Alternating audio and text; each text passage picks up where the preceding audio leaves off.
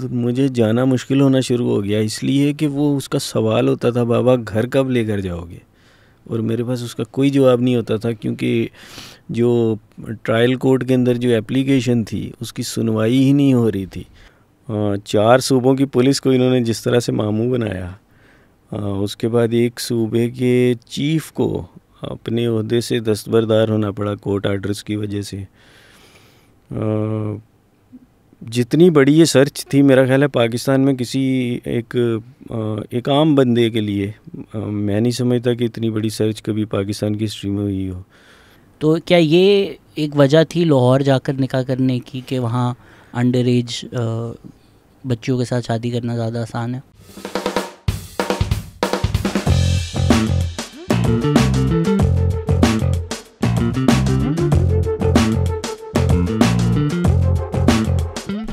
Hello, अस्सलाम वालेकुम। बहुत ख़ास एपिसोड है द पाकिस्तान एक्सपीरियंस की। मैंने जब आज के गेस्ट से पूछा कि आप अपने लिए एक बायो बताएं, तो उन्होंने बोला फादर ऑफ दुआ ज़हरा। तो मेहदी अली काज़मी हमारे साथ हैं। फ़र्स्ट ऑफ ऑल कैसे हैं सर आप? अल्लाह का बहुत बहुत शुक्र है। सर, मैंने जब बताया कि आप आ रहे हैं, बड़े लोगों ने बोला कि हमारा कॉन्ग्रेट्स बोलें, हमारा रिस्पेक्ट करें। तो before we get into the story of what happened, ये जो हुआ है उसके बाद ये फीलिंग्स आई हैं, या ये शुरू से ऐसा था कि यार मेरी पहचान मेरी बेटियों से है, and that's the kind of father I am? देखिए, मैं एक ऑर्डिनरी सा इंसान हूँ, हमेशा से था, और मैं अभी भी अपने आप को ऑर्डिनरी ही फील करता हूँ। मेरी पहचान, मेरा ख्याल है कि मेरी बेटियाँ ही हैं, और आई जस्ट लव देम। और यही एक रीज़न थी कि मैं अपनी बेटी को सेव करने के लिए इस हद तक गया। मेरा नहीं ख्याल कि मैंने कुछ एक्स्ट्रा ऑर्डिनरी किया। कोई भी फादर होता, उसे ऐसे ही करना चाहिए था। मैं यही फील करता हूँ कि कोई भी इंसान हो, अल्लाह ताला किसी को भी इस तरह का कोई इंसिडेंट ना दिखाई। This is a worst case, लेकिन अगर कोई मिसहैप होता है आपकी फैमिली के साथ, तो मेरा ख्याल है कि हमें उनको सपोर्ट करना चाहिए। यही केस मेरी पहचान बना, और मैं अल्लाह ताला का शुक्र अदा करता हूँ। आपके पेरेंट्स किस तरह के थे? ट्रेडिशनल पाकिस्तानी थे? Was there something that you picked up अपने घर के एनवायरनमेंट में? ऑर्डिनरी पाकिस्तानीज़। वालिद साहिब जो थे वो स्ट्रिक्ट थे, होना भी चाहिए। जैसे वालदा की तरफ से लाड प्यार मिलता था, बिल्कुल जैसे एक नॉर्मल पाकिस्तानी पेरेंट्स होते हैं वैसे ही थे। घर में सिर्फ हमें वैल्यूज़ सिखाई जाती थी, जो मॉरल वैल्यूज़, जो कि बहुत इम्पॉर्टेंट है किसी भी मुआशरे के लिए। और आई थिंक कि मेरी वालदा ने जो मॉरल वैल्यूज़ सिखाई, शायद ये भी एक रीज़न थी कि मैं अपनी बच्ची को सेव करने के लिए गया। तो कुछ स्पेशल सॉस नहीं थी? वो कहते हैं कब sometimes moments make the man. So the fact that this happened is what made you and gave you that will. कुछ अब व्हेन यू लुक बैक, कुछ सीक्रेट सॉस इस तरह की नहीं है कि मैंने सोचा हुआ था इस तरह का बाप होना है। It's the situation that made you do it. ये सच है कि ये सिचुएशन ने ही मुझे, ये जो भी हुआ ये सिचुएशन में ही हुआ।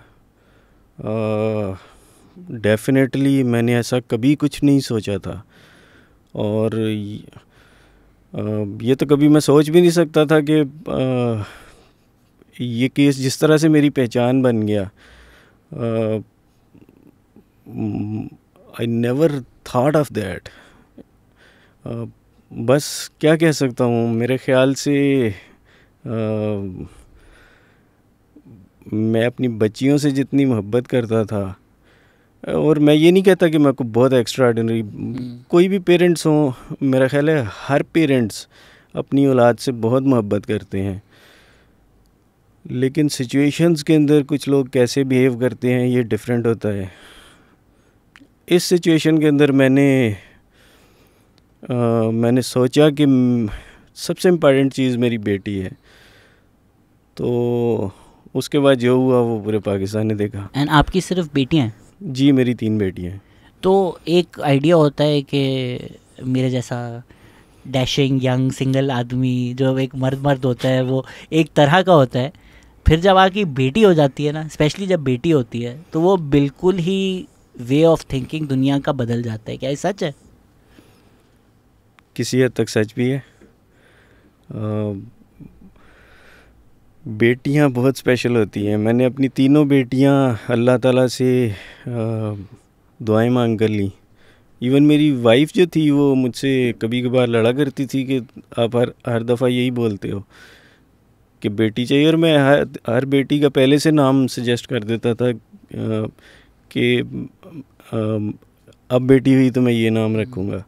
तो बड़ा अजीब हो जाता अगर बेटा होता, आपने पहले से सोचा हुआ था ये तो दुआ ज़हरा नाम रखना, वो बेटा हो गया, अब आपने नाम रख दिया। देखें, ये तो अल्लाह ताला की देन है। लेकिन मेरे ख्याल से बेटियां बहुत स्पेशल हैं। और तो क्यों, मतलब एक माशरा हमारा यहाँ है जहाँ अनफॉर्चुनेटली फ़ीमेल इन्फेंटिसाइड भी होती है, इस तरह के पढ़े लिखे घरों में हमें ख़बरें मिलती हैं कि किसी बेटी हो गई तो वो ताज़ियत के लिए फ़ोन जाते हैं उनको कि बड़ा दुख हुआ, अगली दफ़ा बेटर लक नेक्स्ट टाइम, जना ढक्कन आपने खोला हो और आपको पेप्सी ना मिली हो। तो ऐसे माशरे में जहाँ ये थिंकिंग आम है, आप क्यों चाहते थे कि बेटियों? मैं नहीं समझता कि मैं अकेला हूँगा ऐसा, और बहुत सारे लोग मुझे इस केस में, बिल्कुल अननोन लोग जो मेरे पास आते थे, वो मुझे आके यही बोलते थे, यार मेरी इतनी बेटियां मैंने भी मांग के ली हैं।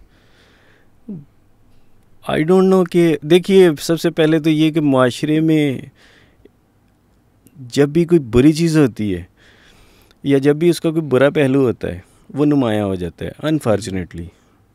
लेकिन माशरे की अच्छाई, चाहे वो 99.99% हो, वो बैकडोर में चली जाती है, उसके बारे में कोई बात नहीं करता। लेकिन इस तरह के इंसिडेंट्स, और ये भी अनफॉर्चुनेट है कि हमारी सोसाइटी में अनफॉर्चुनेटली पिछले चंद सालों से, पॉसिबिलिटी है इससे भी पहले से हो, लेकिन चूँकि सोशल मीडिया इतना उस वक्त एक्टिव नहीं था। जब से सोशल मीडिया एक्टिव हुआ तब हमें मालूम होना शुरू हुआ कि इस तरह के इंसिडेंट्स भी होते हैं। तो ये एक अनफॉर्चुनेट है, इसमें कोई शक नहीं, जो कि नहीं होना चाहिए, ये क्राइम है, लेकिन है। तो अब इंसिडेंट पे हज़ारों लोगों ने हज़ारों बातें की हैं। अगर हम फैक्ट्स ज़रा स्ट्रेट करें शुरू से, पबजी से बात करना शुरू हुई, आपको पता था कि बातें हो रही हैं या बिल्कुल इल्म नहीं था, किस तरह? नेवर। मेरे लिए तो पबजी जस्ट एक गेम थी। मुझे ये भी नहीं मालूम था कि उसके अंदर कोई चैट या कोई वॉइस का ऑप्शन है। मुझे याद है कि फ़र्स्ट टाइम मैंने मेरी बेटी ये गेम खेलते हुए बैक से माइक की कुछ आवाज़ें थी, जो कि डिफरेंट प्लेयर्स जो हैं वो खेलते हैं तो उनके माइक्स ऑन होते हैं। तो मैंने उस दिन उसे बोला, बेटा आइंदा ये गेम मत खेलना, और उसने उस दिन के बाद से वो गेम नहीं खेली मेरे सामने। मुझे कभी भी अंदाज़ा नहीं हो सका कि एक गेम आपको इस हद तक लेकर जा सकती है। मेरा ख़्याल है कि ये एक बहुत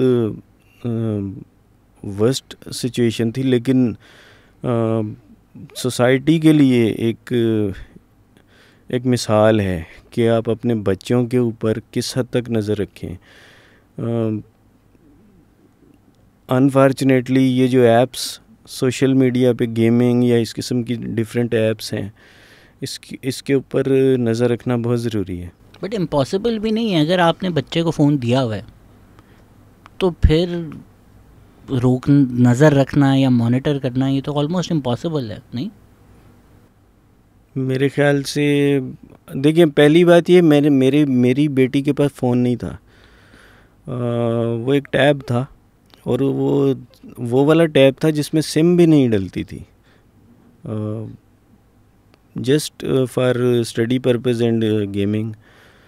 और आपकी बात ये करेक्ट है कि इसमें कोई शक नहीं कि ऐप्स इतनी डेवलप हो गई हैं, और अनफॉर्चुनेटली हमारे जो पेरेंट्स हैं उनके पास इतना टाइम नहीं होता, और अगर वो चाहें भी तो वो इतने डिफ़िकल्ट होती हैं कि एक नॉर्मल वालिदैन जो हैं बाज़ दफ़ा वो उन ऐप्स की वो इतनी क्रिटिकल सी उनकी होती है, वो नहीं समझ पाते।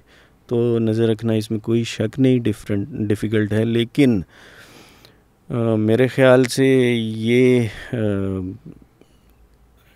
इससे बेटर ऑप्शंस डिफरेंट है। अगर आपके बच्चे गेमिंग खेलते हैं तो मेरे ख्याल से ये ऑप्शन, ऑनलाइन गेमिंग तो मेरे ख्याल से कहीं पे भी अगर आप कर रहे हैं तो चैट वैट तो होती ही है, स्पेशली मल्टीप्लेयर गेमिंग। बिल्कुल ऐसे तो ही बातें उनकी सिर्फ पबजी पे होती थी या पबजी के बाद फ़ोन पे हुई, या सिर्फ पबजी से बात हुई इनकी? बच्ची ने कोर्ट में जो बयान जमा करवाया, स्टेटमेंट, उसके अंदर उसने पूरा क्लैरिफाई किया कि ये स्टार्ट पबजी से हुआ। फिर जब मैंने मना किया तो पबजी से वो एक और गेम में शिफ्ट हुए, वहाँ से बच्ची की इंटाइसमेंट स्टार्ट हुई।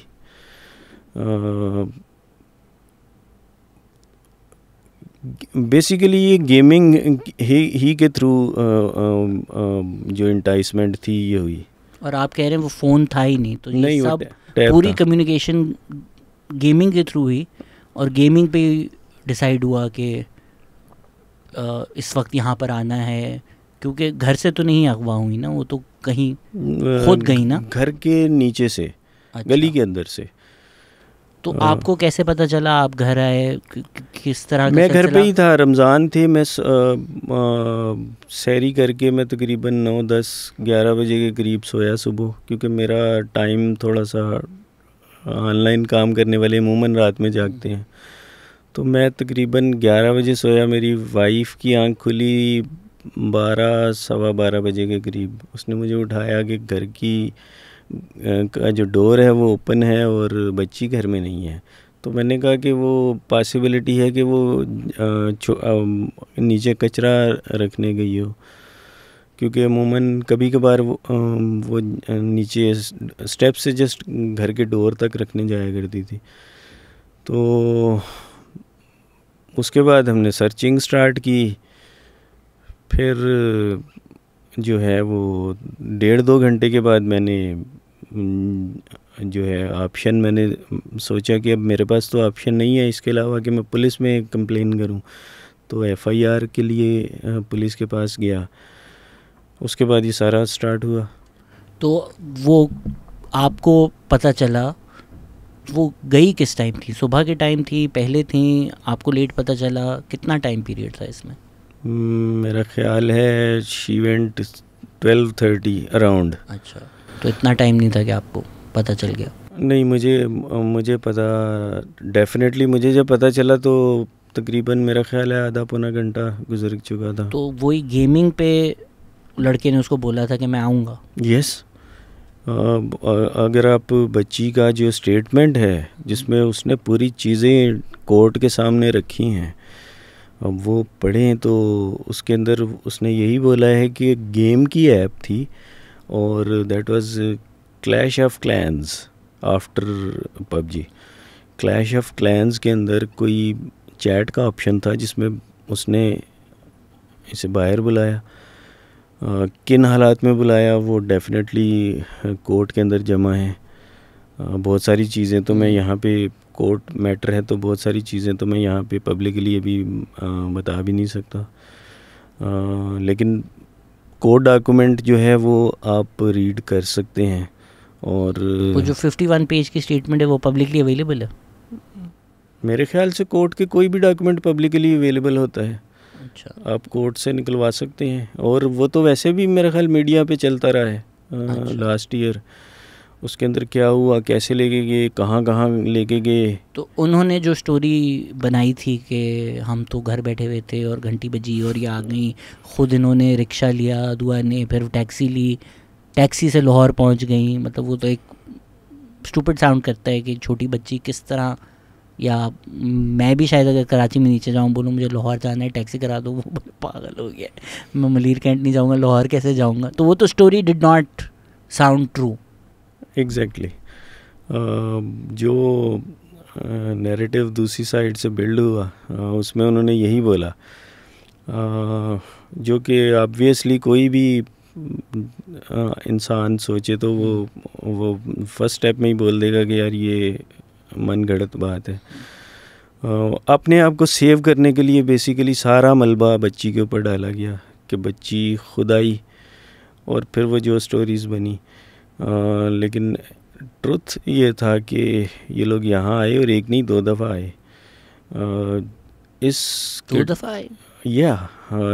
इस इंसिडेंट से 10 दिन पहले ये लोग आए, इन्होंने अपनी कोशिश की कि बच्ची बाहर आए, वो नहीं आई, ये लोग वापस चले गए। लेकिन उस दौरान इन्होंने मैं क्या कह सकता हूँ, इनको ये सारा मालूम था कि इस गली में कौन सा कैमरा किस डायरेक्शन में लगा हुआ है और कैसे सेव होना है। गालिबन ये जो 10 दिन पहले आए, इन्होंने सारा मॉनिटर किया इलाका। उसके बाद ये 10 दिन बाद आए, फिर इन्होंने बच्ची को डरा धमका के बाहर आने का बोला। शी वेंट आउटसाइड और उसके बाद वो जर्नी एक स्टार्ट हुई।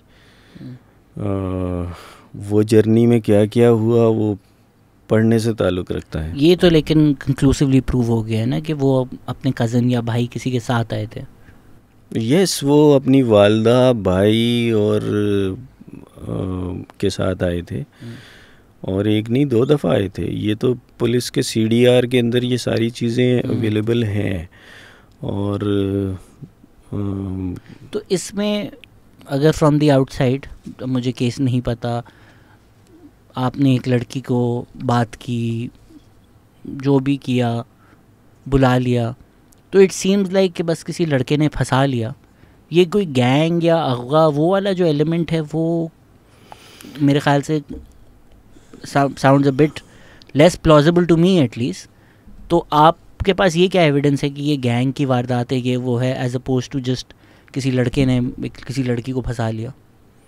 देखिए, सबसे पहले जब मैं इससे थोड़ा पीछे जाता हूँ आपके क्वेश्चन से। जब आपकी औलाद कोई ऐसा स्टेप उठाती है तो आपको पता होता है कि वो किस हद तक जा सकते हैं, आपकी औलाद कितने पानी में है। जब ये इंसिडेंट हुआ, मैं ईमानदारी से ये बात करूँगा कि मेरे बच्चे कभी भी अलोन गली के कोने तक नहीं गए।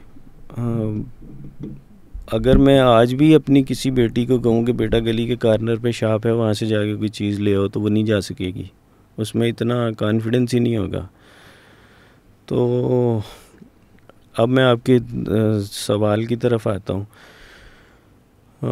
जब ये शुरुआत हुई तो डेफिनेटली मैं ब्लाइंड था, लेकिन जब ये कड़ियाँ मिलनी शुरू हुई, स्पेशली 10 दिन के बाद टीवी के ऊपर, मेन स्ट्रीम मीडिया के ऊपर निकाहनामा शो हुआ, जो उसके बाद जो हालात बने, 2 महीने तकरीबन 53 डेज़ कोई पता नहीं था बच्ची कहाँ है। पूरे 4 सूबों की पुलिस इनको ढूंढ रही थी, सिंध, पंजाब, KPK और इवन आज़ाद कश्मीर। ये कभी यहाँ कभी वहाँ कभी 4 सूबों की पुलिस को इन्होंने जिस तरह से मामू बनाया, उसके बाद एक सूबे के चीफ को अपने ओहदे से दस्तबरदार होना पड़ा कोर्ट आर्डर्स की वजह से। जितनी बड़ी ये सर्च थी, मेरा ख्याल है पाकिस्तान में किसी एक आम बंदे के लिए, मैं नहीं समझता कि इतनी बड़ी सर्च कभी पाकिस्तान की हिस्ट्री में हुई हो। उसके बावजूद जितने रिसोर्सेज उनके पास थे और आज तक हैं, आई एम 100% कन्विंस्ड, श्योर कि ये आज भी मैं इस बात पे कायम हूँ कि ये एक गैंग है। और इवन मैं तो चले एक पार्टी हूँ इस केस के अंदर, मैं तो पॉसिबिलिटी है कि एक को 10 बता दूं, लेकिन जो मेरे लायर हैं जिब्रान नासिर साहब, उन्होंने भी एक इंटरव्यू दिया, इंडिपेंडेंट उर्दू एक चैनल था, उसके अंदर उन्होंने ये बताया कि ये क्यों गैंग है। और इसके अंदर जब पुलिस का चालान एक आया तो उसके अंदर जो नॉमिनेट्स थे वो देवर ऑलमोस्ट 30+ पीपल। तो अब इतने सारे लोगों को इंसान गैंग नहीं कहेगा तो फिर क्या कहेगा। इसमें अफवाहों में एक सेक्टेरियन एलिमेंट भी था, क्या वो वाकई सच है या वो बस देखिए बात कर दी गई थी? मेरे एंड से ऐसा नहीं बनाया गया, ये भी एक हमारी बेसिकली जो हम अपनी बच्ची को सेव करने के लिए एक जंग लड़ रहे थे, उसको नुकसान पहुंचाने के लिए ये लड़ा बनाया गया। इसमें कोई शक नहीं कि इसके अंदर 2 डिफरेंट सेक्ट्स इन्वॉल्व थे, मुझे सेक्टेरियन एंगल नहीं है, डेफिनेटली नहीं है। और मुझे जितनी सपोर्ट इसमें अदर सेक्ट की तरफ से मिली, मेरा ख्याल है 95% तो मुझे सपोर्ट लोगों ने जो किया वो उनका मेरे सेक्ट से कोई ताल्लुक़ नहीं था। इसमें जो एक रूमर फैलाया गया कि मस्जिद ने मना कर दिया था अनाउंस करने से, वो झूठ है? मेरा ख्याल है कि दोबारा इसके ऊपर बात करना मुनासिब नहीं है, लेकिन मैं इसे झूठ नहीं कहूँगा। अच्छा, तो आप पुलिस के पास गए, पुलिस ने कोई FIR काटने में मसला किया, फ़ौरन काट दी? फ़ौरन काट दी उन्होंने FIR। उन्होंने जो सेक्शंस लगाए वो आज भी हैं, उसके बाद वो ऐड होते चले गए।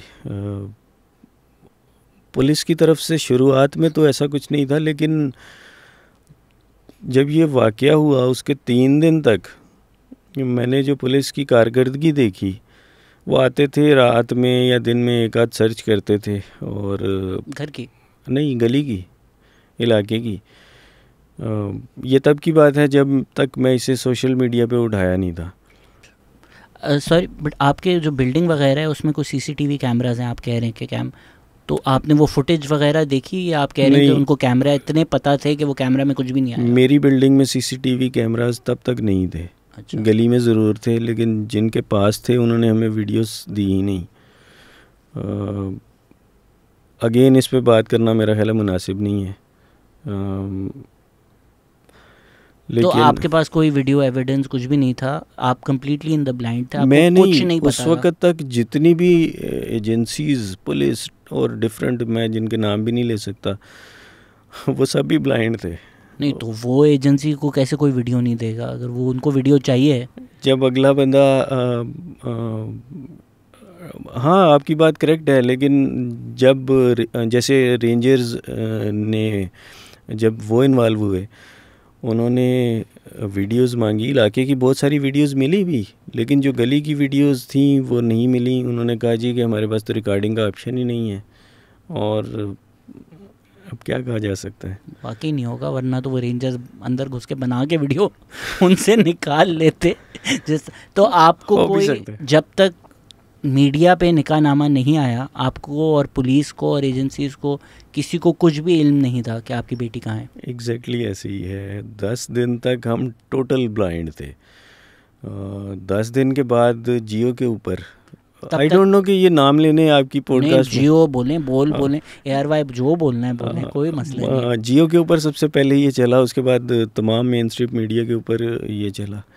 तो वो क्यों मीडिया पे? क्योंकि सोशल मीडिया पे शोर मचना शुरू हो गया था, इस वजह से वो लोग मीडिया पे गए। देखिए, मेरा ख्याल है कि पाकिस्तान में जितनी बच्चियां किडनैप या इस तरह के इंसिडेंट्स होते हैं, आपको मालूम है उनमें से 90% की तो FIR भी दर्ज नहीं होती, जस्ट 10% FIR दर्ज होती हैं। उनमें से भी 7-8% ऐसे, उन 10% में 7-8% ऐसे होते हैं जो कि केस परस्यू नहीं होते। जो 1-2% होते हैं वो भी आपने शायद मेरे केस से पहले रेयर होगा कि आपने देखा हो। तो मेरा ख्याल है अदर साइड जो थी वो सोच भी नहीं सकती थी कि कोई शख्स हमें पाताल से भी निकाल कर ले आएगा। या इसमें भी ऐसे ही हुआ। उस वक़्त तक किसी को कुछ भी नहीं मालूम था, उन्होंने अपनी सेफ साइड करने के लिए 10 दिन के बाद ये निकाहनामा टीवी पे शो किया। और मज़े की बात ये है कि ये इस हद तक फेक निकाहनामा है, जिस दिन एक डमी किस्म का निकाह किया गया, वो डेट डिफरेंट थी, वो प्लेस मतलब बहुत सारी चीज़ें उसके अंदर, नाम और डेट ऑफ बर्थ और इवन डेट, ये सारी चीज़ें कोर्ट में ये एविडेंस जमा है। और वो एक अलग से एक सूट जो है फैमिली कोर्ट में चल रहा है।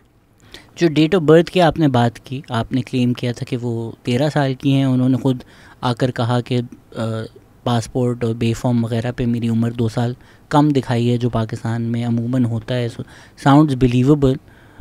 उसमें ये भी कहा गया उस टाइम, अब तस्दीक कर दें कि सच है या नहीं, कि मेडिकल एग्जामिनेशन में उनकी उम्र 17 आई थी। क्या ये सच है?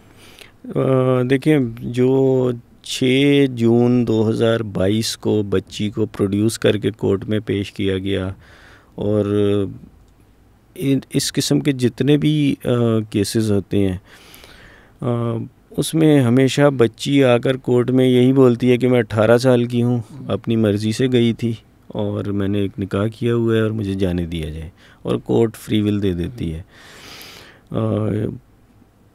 ये अच्छा है बुरा है, इससे तो साइड पे रखी है। नहीं, ये बिल्कुल बुरा है, मैं खुलकर बोल देता हूँ, क्योंकि ये सिंध में हिंदू गर्ल्स के साथ ऑफन होता है। और फिर कोई कुछ बोलता भी नहीं है, क्योंकि कोई अगर कुछ बोले तो आप बोलने कि आप इस्लाम के ख़िलाफ़ है। नहीं, हम इस चीज़ के ख़िलाफ़ हैं कि मौलवियों को ये कमसन हिंदू लड़कियां ही मिल रही हैं कन्वर्ट करने के लिए, और फिर कन्वर्ट करना है अगर इस्लाम के लिए, उसके बाद शादी ही करनी है। तो ये एक ट्रेंड है जिसको खुलकर मेरे ख्याल से तनकीद करना चाहिए, एटलीस्ट मैं तो करूँगा। बहुत अच्छी बात है। सेकेंडली आपकी बात कि बच्ची ने का मेडिकल हुआ, बिल्कुल हुआ। वो किन हालात में हुआ, किसने किया, कैसे हुआ, आपको मालूम है पाकिस्तान में सब चीज़ें बड़ी आसानी से हो जाती हैं। जब हमने उसे चैलेंज किया तो हम सुप्रीम कोर्ट ऑफ पाकिस्तान गए, क्योंकि ये हाई कोर्ट के आर्डर से ये मेडिकल हुआ था। फर्स्ट ऑसिफिकेशन टेस्ट था बोन्स का जो होता है। जी बिल्कुल। उसमें सिंगल एक जूनियर डॉक्टर थी, मैं नाम नहीं लूँगा, ठीक। उन्होंने ये रिपोर्ट तैयार की और अगले दिन ये कोर्ट के अंदर, बल्कि मज़े की बात ये है, ये एक सील्ड डॉक्यूमेंट होता है जो कोर्ट में अनसील होता है। जिस वक़्त ये टेस्ट हुआ उसके मेरा ख़्याल है 1 या 2 घंटे के बाद ये अगेन जियो के ऊपर चल रहा था। तो ये किस हद तक डमी था, ये सारी चीज़ें तो बाद में प्रूव हुई। सुप्रीम कोर्ट में जिब्रान नासिर साहिब के थ्रू हम गए। वहाँ पे सुप्रीम कोर्ट ऑफ पाकिस्तान ने हमें अलो किया कि आप अपना एक प्रॉपर मेडिकल बोर्ड, क्योंकि बच्ची अगर कोई डिस्प्यूटेड एज आ जाती है तो वो जस्ट ऑसिफिकेशन टेस्ट से साबित नहीं हो सकता, उसके लिए मुख्तलिफ टेस्ट होते हैं। तो उसके लिए एक प्रॉपर मेडिकल बोर्ड बनता है। पाकिस्तान की हिस्ट्री का सबसे बड़ा बोर्ड इस केस में बना। उसमें 10 स्पेशलिस्ट डॉक्टर्स जो थे,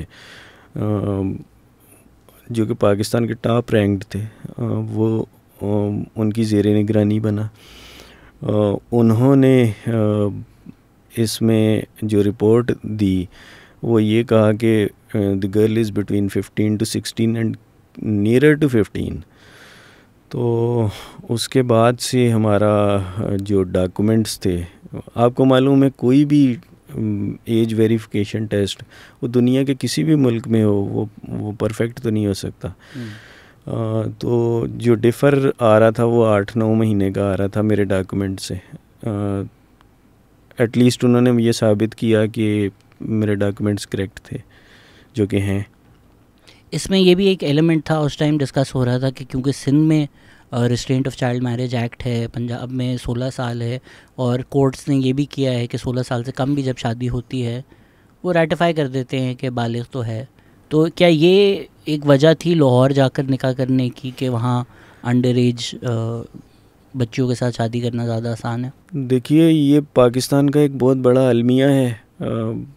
यहाँ से सिंध से बच्चियाँ ले जाई जाती हैं, वहाँ पंजाब में उनका निकाहनामा शो किया जाता है, और क्योंकि वहाँ पे एज जो है वो 16 साल सपोर्ट करते हैं। वो तो चले फिर 16 साल सपोर्ट करते हैं, अगर आप KPK में चले जाएं तो एज लिमिट ही कोई नहीं है। मेरा ख़्याल है ये एक अलमिया है हमारी बच्चियों के साथ। इतना सेंसिटिव मैटर है ये, इसके अंदर एक पूरे पाकिस्तान के अंदर एक एज होनी चाहिए, और मेरा ख्याल है 18 is perfect. I think may be जो जहाँ पैदा हुआ है एटलीस्ट उस पर वो लॉ अप्लाई होना चाहिए, बिकॉज अगर तो प्रोविंशियल मैटर है और फेडरल मैटर नहीं है, I am not sure legally उसको किस तरह डील करेंगे कि प्रोविंशियल लॉ के अंडर आता है या फेडरल लॉ के अंडर आता है। टेक्निकलिटी मुझे नहीं पता, बट मे बी इस चीज़ को प्रिवेंट करने के लिए कि सिंध से आप ले जा के पंजाब में ना कर ले, ये सिंध में कर देना चाहिए कि अगर आप सिंध में पैदा हुए हैं तो पूरे पाकिस्तान में आप पर यही एज अप्लाई होती है। देखिए, सबसे पहले तो ये बेसिकली ये इस किस्म की जो मैरिजेस हैं ये कवर अप स्टोरीज़ होती हैं। इनमें ये 95 to 98% इंसिडेंट्स के अंदर ये स्टोरी को कवर अप करने के लिए ये एक निकाहनामा शो किया जाता है। मैं तो ये समझता हूँ कि ऐसी कोर्ट मैरिजेस, इसे बेसिकली कोर्ट मैरिज का ही नाम दिया जाता है, इनको डिसलो करना चाहिए।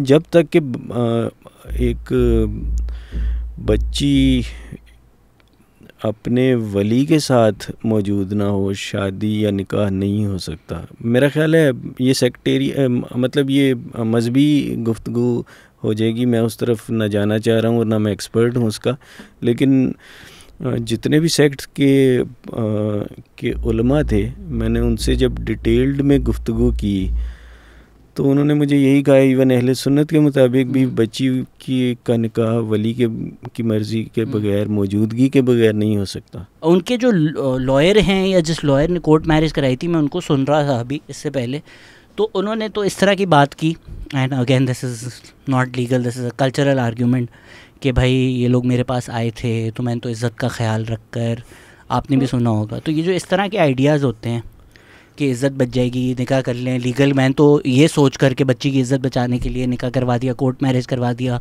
आप लोग मुझे बुरा समझ रहे हैं, मैं तो बहुत अच्छा काम कर रहा था। आपको मालूम है कि वो शख्स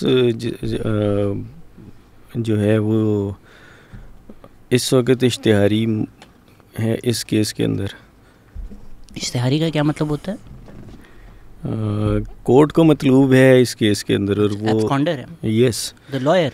ये और वो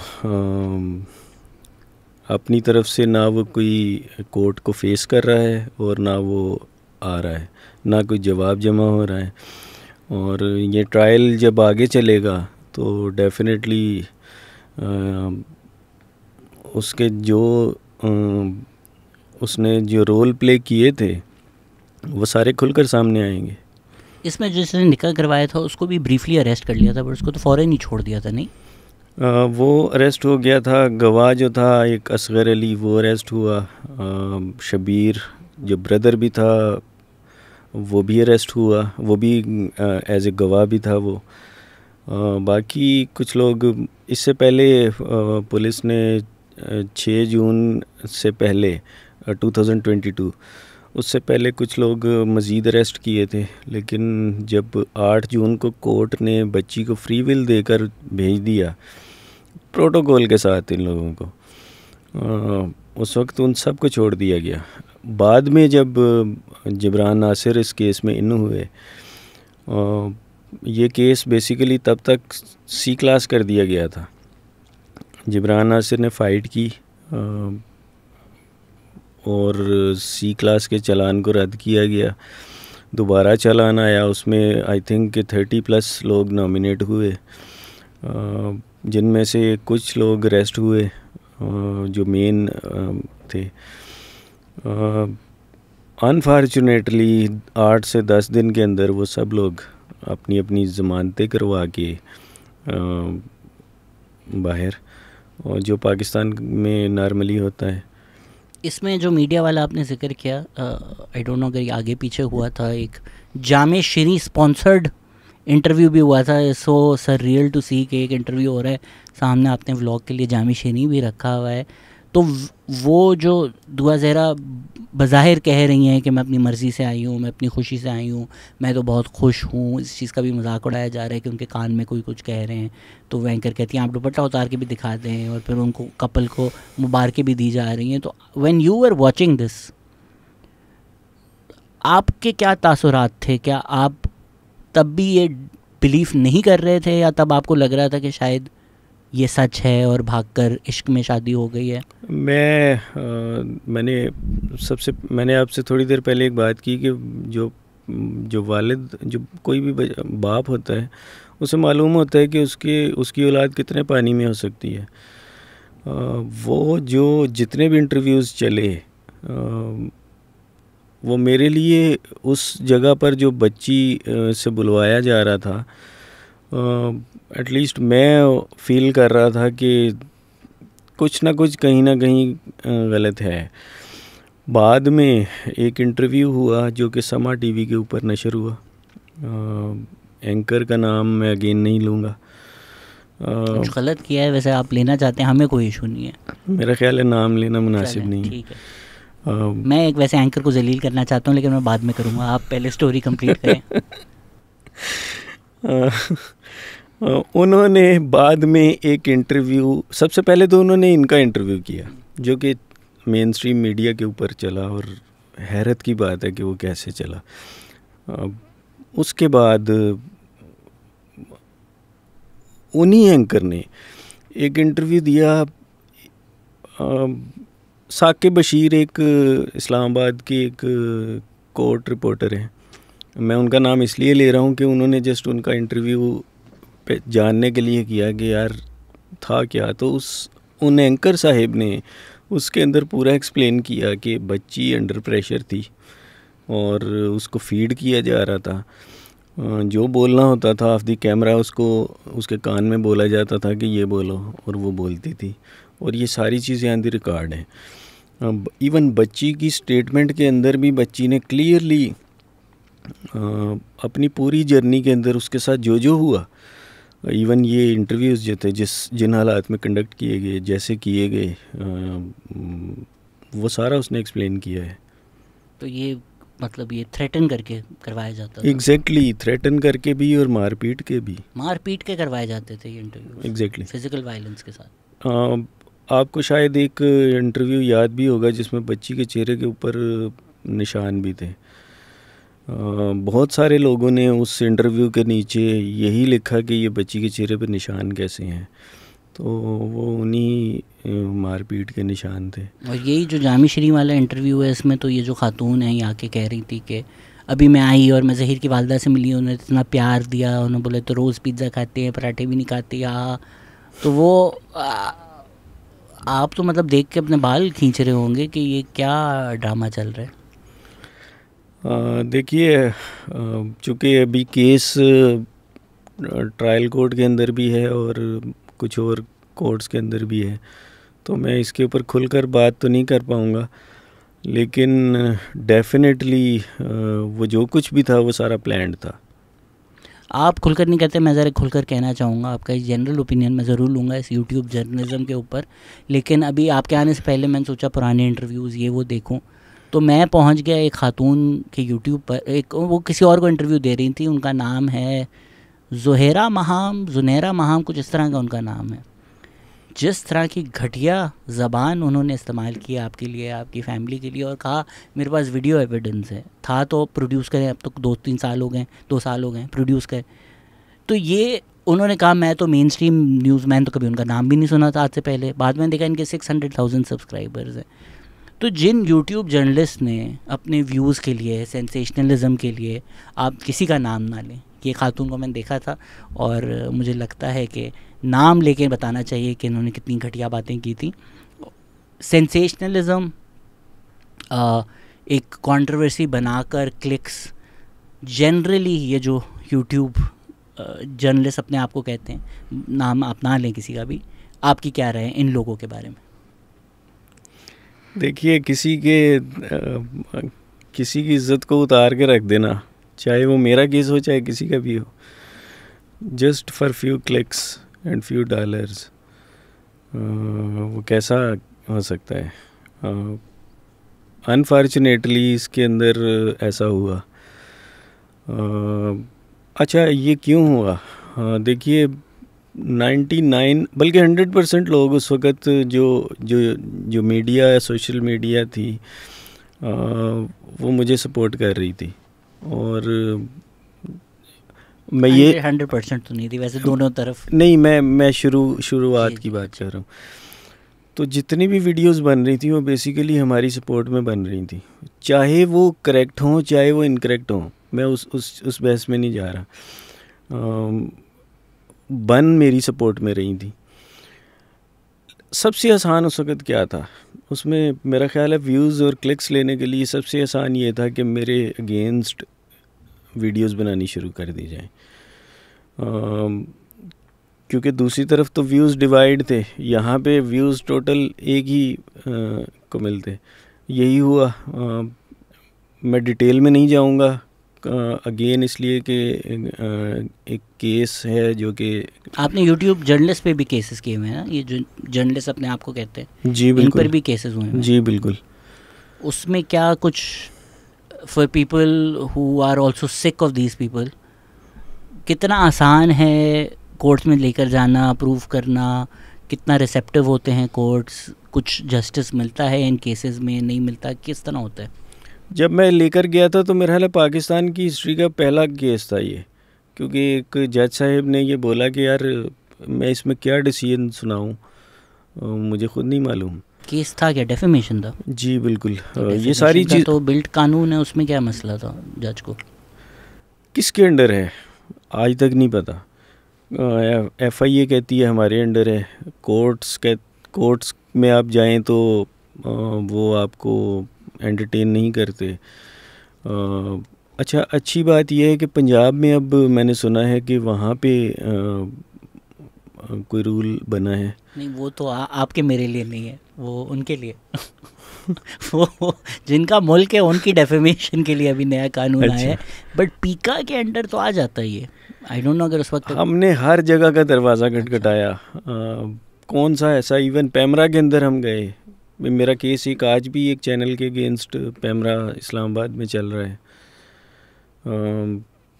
तो ये यूट्यूब जर्नलिस्ट का जो डेफेमेशन है, इसमें कुछ पॉजिटिव नहीं मिला आपको? नहीं मिला। वो केस अभी तक पेंडिंग है, वो ना क्लोज़ हुआ है ना आगे बढ़ा है। लेकिन बहुत अनफॉर्चुनेट है ये पाकिस्तान के अंदर, आप किसी की भी इज्जत उतार के रख दें। नहीं, मुझे तो समझ से बाहर है, क्योंकि मैंने इन खातून का ख़ास नाम इसलिए लिया, एक तो नॉर्मल बात होती है ना कि यार अच्छा ये हुआ वो हुआ।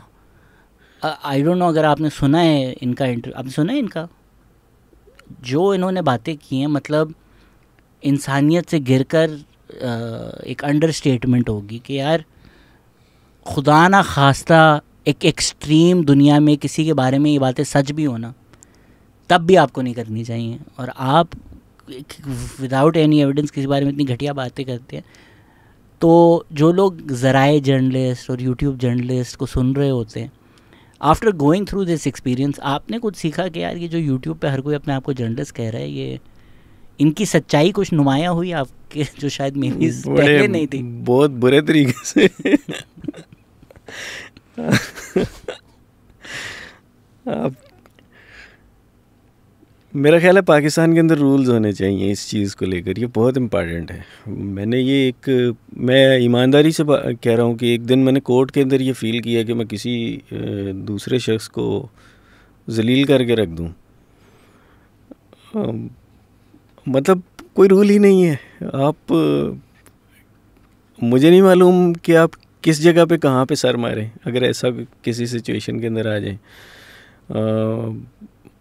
लेकिन ये रूल्स बनने चाहिए, इम्पॉर्टेंट है। अगर आप सोशल मीडिया चला रहे हैं, किसी भी आपके चैनल किसी भी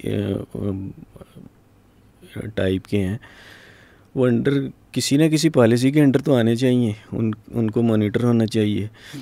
उनके ऊपर कोई रूल्स होने चाहिए, आपको उन्हें फॉलो करना चाहिए। अगर आप उन्हें ब्रेक करते हैं तो आप किसी इदारे को जवाब दे तो होने चाहिए एटलीस्ट। इसमें जब फिर 8 अगस्त 2022 को जजमेंट भी आ गया, तो एक तरफ ये इंटरव्यूज़ भी आ रहे हैं, दूसरी तरफ कोर्ट ने भी बोला कि भाई बच्ची खुश है, अपनी मर्ज़ी से जा रही है, तो 8 जून को तो आपको उस वक्त ख्याल आया कि यार अब तो मैं हार गया हूँ, गिव अप कर देना चाहिए, या उस वक्त क्या कैफियत थी आपकी? एक बिल्कुल ऐसा है, उस दिन 8 जून को मैं बहुत डाउन था, इसमें कोई शक वाली बात नहीं, लेकिन मेरी फैमिली ने सपोर्ट किया। 8 जून के बाद, अच्छा, इस केस के अंदर जिब्रान नासिर साहब मुझे स्टार्ट से मैसेज कर रहे थे, लेकिन चूँकि अनफॉर्चुनेटली मैं वो मैसेजेस रीड ही नहीं कर पाया, क्योंकि मेरे मोबाइल के ऊपर पूरे पाकिस्तान से हज़ारों SMS, व्हाट्सएप चैट्स, कॉलिंग आती थी, और एक इंसान के लिए पॉसिबल ही नहीं था कि वो हज़ारों चैट्स रोज़ाना पढ़ सके। तो मेरा ख्याल है कि हर चीज़ का अल्लाह ताला ने कोई टाइम मुकर्रर किया होता है। 10 जून को हमने एक प्रोटेस्ट किया चीफ़ मिनिस्टर हाउस के बाहर।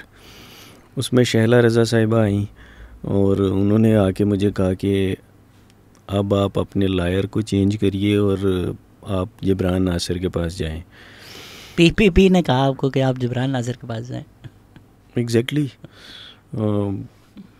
इवन उन्होंने जिस दिन मैं उस 10 जून को, अच्छा, ये इंसिडेंट, ये जो हमने प्रोटेस्ट किया था, ये बेसिकली 8 जून को किया था। 8 जून को इन्होंने मुझे ये बोला, हम 10 जून को जिब्रान नासिर के पास टाइम लेकर गए। उन्होंने मेरी ऐसी तफ्तीश की कि मेरा ख्याल है पुलिस ने भी नहीं की होगी, क्योंकि वो ये चाह रहे थे कि सारे डॉक्यूमेंट्स मेरे उन्होंने मंगवाए। वो अपने सोर्सेज से पहले भी उन्हें कंफर्म कर चुके थे, लेकिन फिर भी मेरे सारे डॉक्यूमेंट्स उन्होंने मंगवाए, उनको तस्दीक करवाया। जिस हॉस्पिटल में बच्ची पैदा हुई उन्होंने वहाँ तक अपने जो से पता करवाया, स्कूल में, एवरीवेयर। उसके बाद उन्होंने मुझे अगले दिन कॉल की कि आप आ जाओ। फिर मैं उनके पास गया, उन्होंने एज ए लायर वो मेरे डॉक्यूमेंट्स साइन हुए। जिस दिन ये हुआ, नेक्स्ट डे मुझे जो है वो मैडम की तरफ से कॉल आई कि आप ऑफिस आए। मैं वहाँ गया, उन्होंने एक पेपर फिल करवाया। कौन मैडम? मैडम शहला रज़ा। उन्होंने एक पेपर फिल कराया कि जी हमने आपको जिब्रान नासिर की तरफ भेजा है। उनका एक उनकी मिनिस्ट्री वुमेंस डेवलपमेंट थी। पहले ये जब निकाहनामा टीवी पे जिस दिन शो हुआ 26 अप्रैल को, मेरी फ़र्स्ट टाइम उनसे मुलाकात उस दिन हुई। वो मेरे घर पे आई और उन्होंने आके कहा कि आप मेरे पास आएँ ऑफिस में, और हम आपका केस अपने इदारे के थ्रू करना चाह रहे हैं। मैंने एग्री किया। अगले दिन हम वहाँ चले गए। उन्होंने मुझे कोर्ट एक लायर प्रोवाइड किए, यहाँ भी और इवन लाहौर में भी। फिर ये जिब्रान नासिर के पास भी मुझे उन्होंने डायरेक्ट किया। वो अलग बात है कि जिब्रान नासिर साहिब ने इसको इंडिपेंडेंटली लड़ा, वो उनकी तरफ से उन्होंने वो नहीं एक्सेप्ट किया।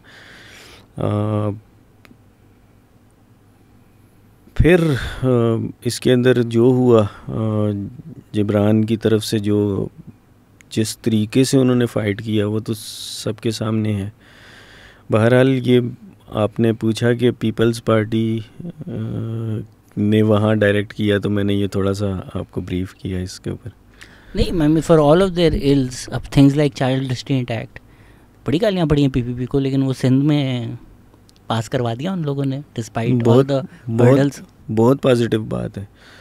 मेरा ख्याल है कि ये पंजाब में भी होना चाहिए इसी एज के साथ, बल्कि पूरे पाकिस्तान में होना चाहिए।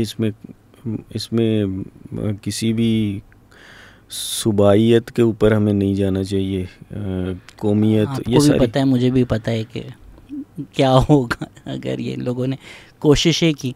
तो what made you not give up? मतलब कोर्ट का जजमेंट भी आ गया, इंटरव्यू भी आ गए, लोगों ने इस तरह की बातें भी की, कुछ फेमस लोगों ने भी बोला कि अब तो 2 लोग प्यार हो गया है, निकाह हो गया है, सब कुछ हो गया है, खुश रहने दें। एक कुछ लोगों ने इस तरह भी आके बातें की कि आपकी पसंद के बगैर शादी हुई है तो इसलिए आप मसला खड़ा कर रहे हैं।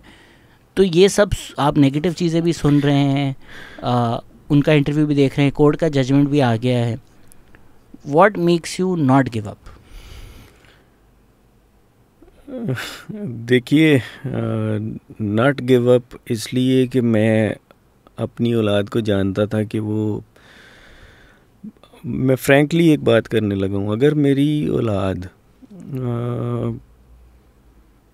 एक सर्टेन एज के अंदर, एक सर्टेन टाइम के ऊपर वो मुझे कोई ये कहे कि जी ये मेरी पसंद है, तो मैं अगर वो पसंद इस काबिल होगी तो मैं उसे क्यों डिसअलाउ करूँगा। मैं इस किस्म का आदमी ही नहीं था। इसमें चूँकि मैं सबसे पहली चीज़ कि मैं ये जानता था कि ये वो नहीं है जो दिखाया जा रहा है, इसके पीछे कुछ ना कुछ है। सेकेंडली, मुझे मेरी फैमिली, रिलेटिव्स, फिर पूरी पाकिस्तान की आवाम ने जिस तरह से सपोर्ट किया, मैंने तो अपनी ज़िंदगी के अंदर किसी मैं एक ऑर्डिनरी सा इंसान हूँ, इस तरीके से एक पूरा मुल्क यूनाइट हो के मुझे जिस तरह से सपोर्ट कर रहा था, फिर पाकिस्तान से बाहर की अवाम, इवन इंडिया से बहुत सारे नॉन मुस्लिम्स मुझे आज भी मैसेज करते हैं जो ना मेरे सेक्ट से हैं ना मेरे रिलीजन से हैं। वो आज भी मुझे वो जिस तरीके से लोगों ने सपोर्ट किया, तो मेरे अंदर एक जो उम्मीद की किरण थी वो कभी भी बुझी नहीं, और मैं खड़ा रहा। और फिर अल्लाह ताला हर ब्लेसिंग किसी टाइम के ऊपर रखी होती है। ग़ालिबन जिब्रान नासिर की वो ब्लेसिंग थी, अल्लाह ताला ने मुझे एक वर्स्ट टाइम दिखाने के बाद, शायद ये एक, अब मैं सोचता हूँ तो मैं यही अज्यूम करता हूँ कि शायद ये ऐसा था कि अंधेरे में जो चिराग लोगों को दिखाया जाता है, क्योंकि जब कोर्ट किसी बच्ची को फ्री विल दे के किसी को भेज देती है तो उसके बाद, और वो भी हाई कोर्ट, तो 99.99% तो वो केस उधर क्लोज हो जाता है। इवन आपकी सिंध पुलिस के एक एसएसपी साहिब, मैं अगेन नाम नहीं लूँगा, उन्होंने मुझे ऑफिस में बुलाकर ये बोला भी कि यार आप वाहिद बंदे हो हिस्ट्री में कि ये इतना सारा कुछ होने के बाद भी आप चुप नहीं करके बैठ रहे, और केस आपने अभी भी उठाया हुआ और हमें मुसीबत में डाला हुआ है। इसके अंदर मेरी उस उम्मीद की किरण जिब्रान बने, और उस शख्स ने जितनी मेहनत की, मेरे पास अल्फाज कभी भी, मैं सारी उम्र कोशिश करता रहा हूँ उनको प्रेज़ करने के लिए, मेरे पास अल्फाज नहीं होंगे। वोट दिया आपने उनको वोट दिया उनको आपने? नहीं, अनफॉर्चुनेटली कॉन्स्टिट्यूंसी नहीं है मेरी। मैं एयरपोर्ट के पास रहता हूँ, और अगले इलेक्शन के लिए बदलवा लें आप उस आदमी के लिए, इतना तो कर दें यार, वो आपसे अपने और पूरे खानदान के वोट तो पक्के कर दें। लेकिन मेरी पूरी सपोर्ट उनके साथ थी जिस हद तक मेरी मैं था। इसमें आपने अच्छा बोला कि यार आप मज़हब, सेक्ट, इन चीज़ों से बढ़कर जो इंसानियत है उसकी बेसिस पे आपको सपोर्ट मिला।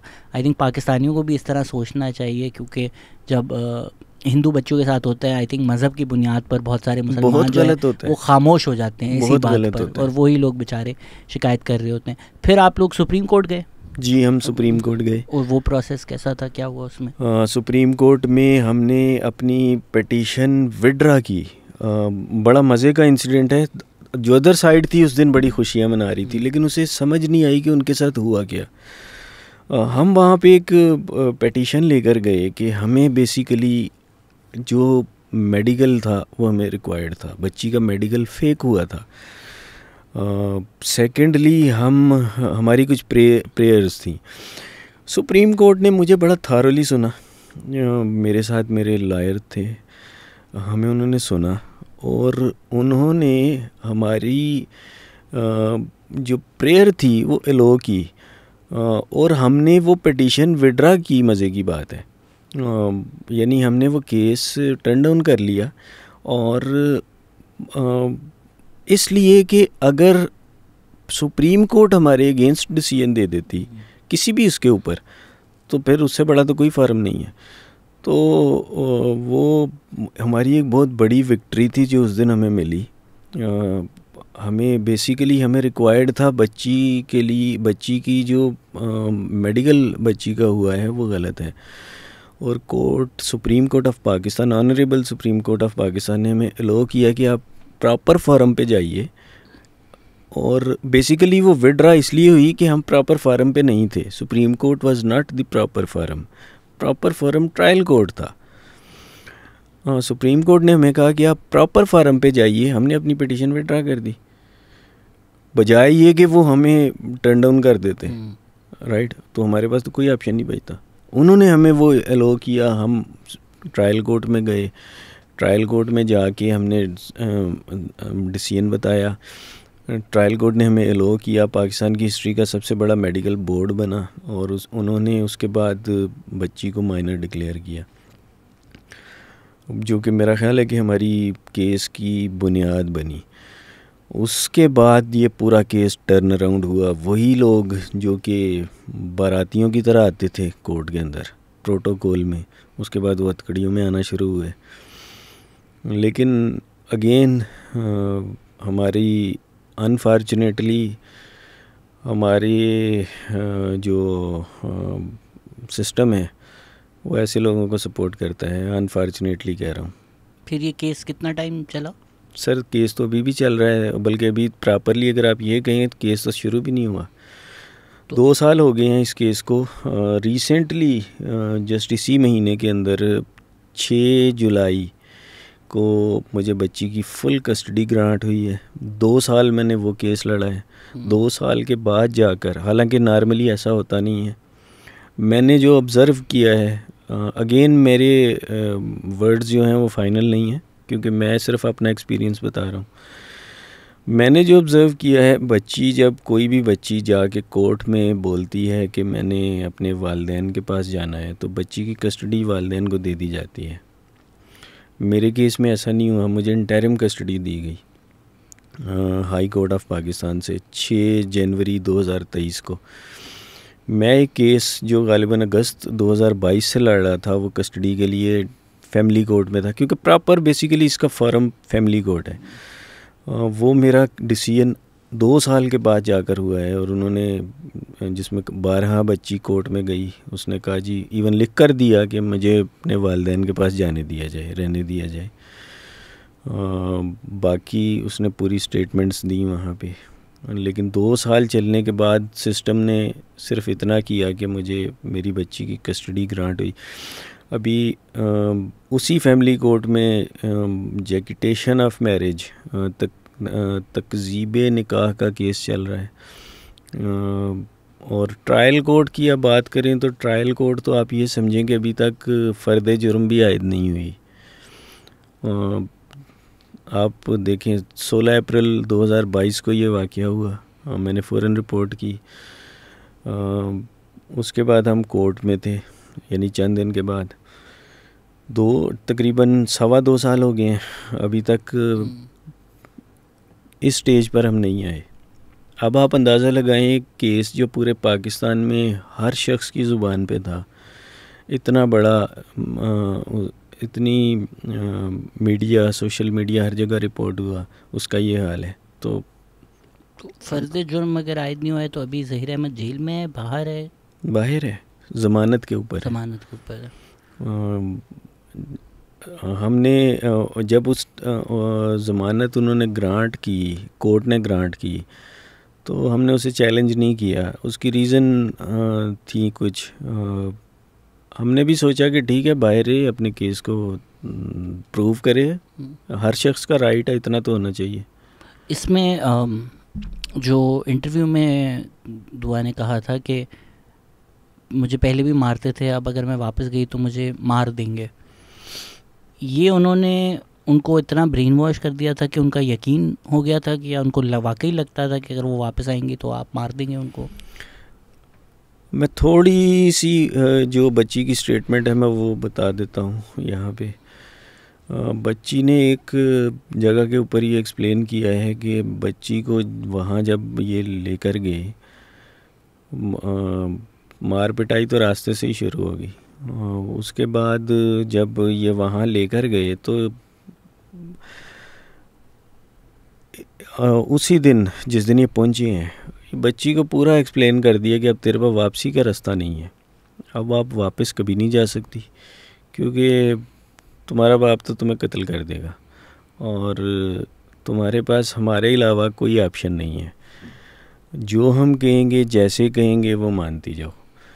इसके अलावा बहुत सारी चीज़ें हैं, वो मैं कोर्ट की वजह से मैं एक्सप्लेन नहीं कर सकता। मैं आपको बच्ची की स्टेटमेंट अगर आपके पास नहीं है तो मैं आपको सेंड कर दूंगा, आप उसे रीड करिएगा।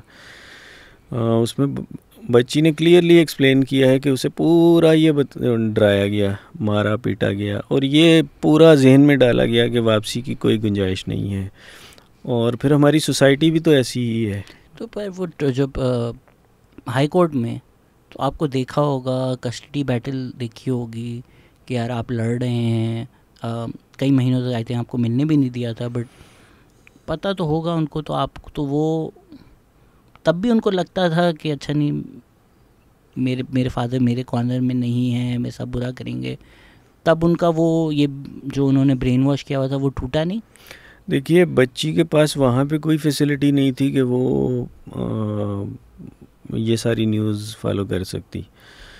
जब बच्ची किसी के कब्ज़े में थी तो वो एंटरटेन तो उसे नहीं किया जाएगा इन सारी चीज़ों के साथ, और वही गाइड किया जाएगा, उतना ही बताया जाएगा जो उन्होंने बताना है। तो वो डेफिनेटली बच्ची को डराते धमकाते रहे। जब 6 जून को बच्ची यहाँ पे कोर्ट में आई है, मैंने उसे देखा तो मुझे फ़ील हुआ कि ये तो मेरी बेटी ही नहीं है। जिस हालात में, जिन सेंसेस के साथ वो वहाँ पे खड़ी थी, डेफिनेटली वो ऐसे था जैसे उसके ऊपर कोई पर्दा डला हुआ है। 8 जून को हमने कोर्ट के अंदर शो डाला कि हमारी बच्ची से मुलाकात करवाई जाए। जज साहिब ने, मैं नाम नहीं लूँगा, जज साहिब ने एलो किया 5 मिनट की मुलाकात। अब आप मुझे बताइए, 5 मिनट की मुलाकात। अब वो जज साहिब का जो चैम्बर था उसके अंदर हमारी मुलाकात कराई गई। और वो मुलाकात कैसे थी, उस रूम के अंदर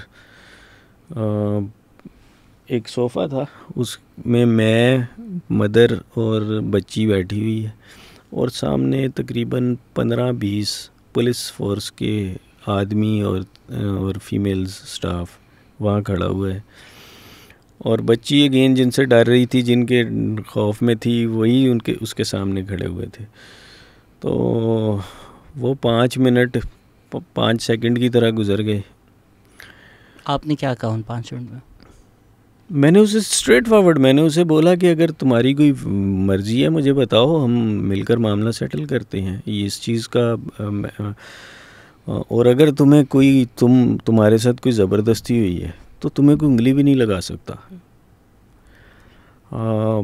बच्ची ने 5 मिनट के अंदर, वो किस हद तक खौफ उसका दूर हो सकता था, लेकिन फिर भी जब बच्ची ने अपनी रजामंदी ज़ाहिर की तो उसी वक्त वहाँ पुलिस, वो टाइम 5 मिनट का पूरा हो गया। मैं उन्हें ब्लेम नहीं करता, उन्होंने बच्ची को लिया और वो, आपने वो वीडियोस देखी होंगी किस तरह से वो लेके गए और किस तरह हम पीछे रोते पीटते रहे।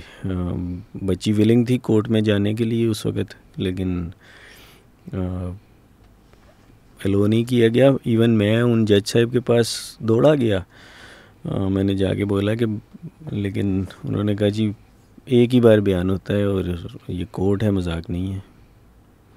तो फिर किस आपको माइनर उनके होने पे बेसिस पे कस्टडी मिली जब अभी वो? yes. क्या माइनर वाज द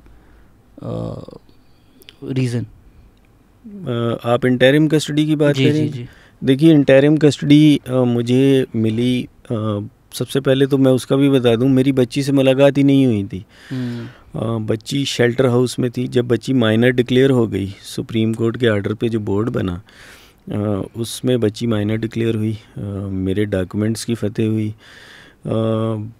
उसके बाद बच्ची को हमने एक हाई कोर्ट ऑफ सिंध के अंदर एक फिर पिटीशन लगाई कि बच्ची चूँकि सिंध की है, सिंध में रहती है, वालिदैन इधर हैं, यहाँ से ये इंसिडेंट हुआ है, तो बच्ची को बजाय ये, अच्छा मज़ेदार बात, जब इन लोगों ने देखा कि बच्ची माइनर डिक्लेयर हो गई है, तो इन्होंने बच्ची को दारुल अमान के अंदर भेज दिया, अपने घर से मूव ऑन किया।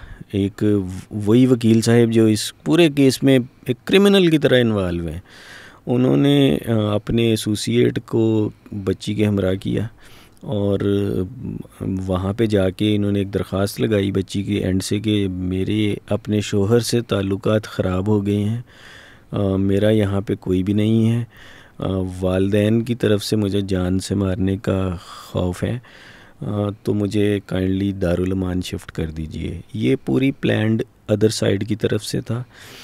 बच्ची को यूज़ किया गया, बच्ची को दारुल अमान में भेज दिया गया।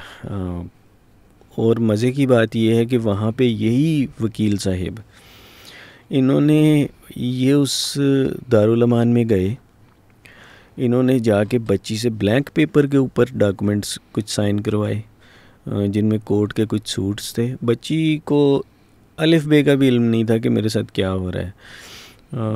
कुछ डॉक्यूमेंट्स, कुछ अंगूठे, कुछ इस तरह करवा के इन्होंने बच्ची की तरफ से एक सूट फाइल कर दिया लाहौर में। अच्छा, इस दौरान जब बच्ची, ये तब की बात है जब बच्ची माइनर डिक्लेयर हो चुकी थी, हमने यहाँ पे एक सूट फाइल किया हाई कोर्ट ऑफ सिंध के अंदर इमरान नासिर साहब ने कि बच्ची चूँकि सिंध से ताल्लुक़ रखती है इसका, और वहाँ पे ये दारुल अमान में है, तो ये यहाँ पे शेल्टर हाउस में होनी चाहिए। ये जो इसकी जो प्लेस है वो यहाँ पे बनती है। कोर्ट ने एलो किया, सिंध पुलिस को भेजा गया, सिंध पुलिस ने जाके बच्ची को वहाँ से रिकवर किया, यहाँ पे लाके शेल्टर हाउस में एक जीएम थे, मैं नाम नहीं लूँगा, उनके आर्डर के ऊपर बच्ची को शेल्टर हाउस में भेजा गया। इस शेल्टर हाउस में आने पर अदर साइड ने बहुत चीखें मारी क्योंकि ये गवर्नमेंट का शेल्टर हाउस था और बड़ा स्ट्रिक्ट था। मैं जो चीज़, चाहे वो सिंध गवर्नमेंट हो चाहे पंजाब गवर्नमेंट हो, जो चीज़ पॉजिटिव है और काबिल तारीफ़ है उसकी तारीफ़ करनी चाहिए। मैं hats off to that department. मैंने एक दफ़ा बच्ची के लिए, शुरू में जब बच्ची वहाँ आई मुझे इल्म नहीं था, हमने अगले दिन हम वहाँ पर एक शॉपर लेकर गए और उन्होंने हमें वापस भेज दिया कि सर आपकी कोई चीज़ अंदर नहीं जा सकती, आपको कोर्ट से आर्डर लेना है और ना आप मिल सकते हैं। मुझे इस चीज़ से, आप बिलीव करें, आप ये समझेंगे कि मैं डिसअपॉइंट हुआ हूँ, मैं इससे बहुत खुश हुआ कि इसका मतलब है कि अदर साइड भी इधर अप्रोच बच्ची को नहीं कर सकती, और यही हुआ। अदर साइड ने पूरी कोशिश की अप्रोच करने की उनकी, इवन उन्होंने कोर्ट के अंदर एक पिटीशन फाइल की, कोर्ट ने उन्हें डिसअलाउ किया क्योंकि बच्ची माइनर थी। अगर ये निकाह वाला सीन होता भी तो कोर्ट अलाउ नहीं करती क्योंकि सिंध के अंदर एक कानून मौजूद था।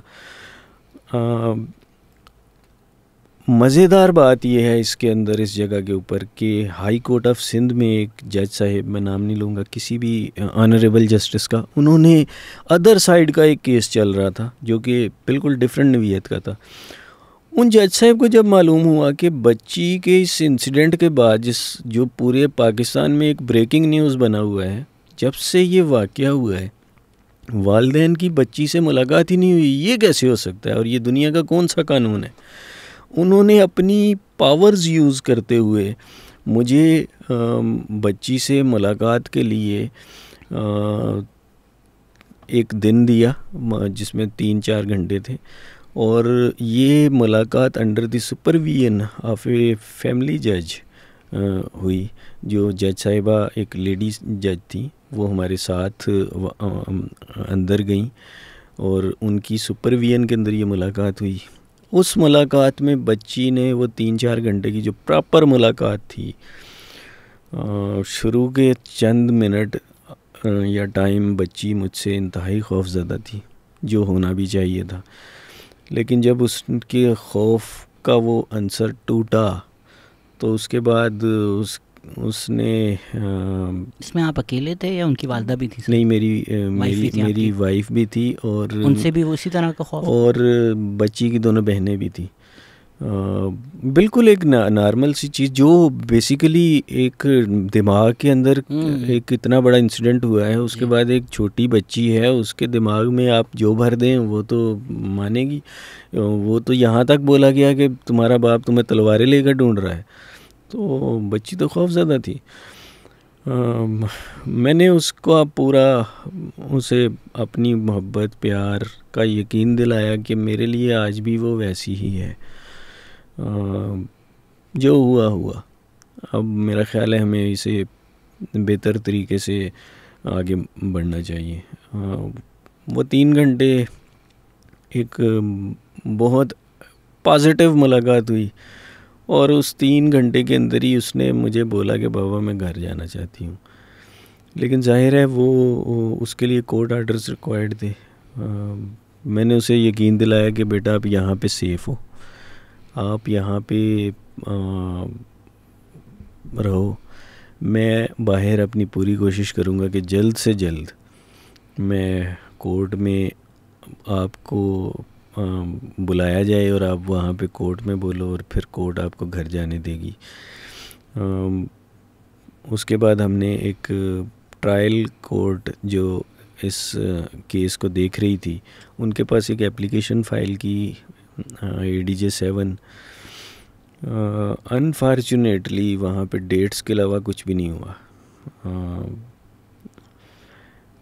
इवन एक दिन मैं इस हद तक टूटा क्योंकि जब मेरी मुलाकात हर 15 दिन, अच्छा इस दौरान फैमिली कोर्ट ने एक डिसीजन दिया जो कि हमने वहाँ पे एक अलग से पिटीशन फ़ाइल की कि बच्ची से हमें मुलाकात हाई कोर्ट ने अलो की है, अब आप भी दें। फैमिली कोर्ट ने हमें हर महीने में 2 मुलाकातें दी। हर महीने की पहली और 15 को मेरी मुलाकात होती थी, ग़ालिबन 3 घंटे के लिए। हम 3-4 घंटे के लिए वहाँ जाते थे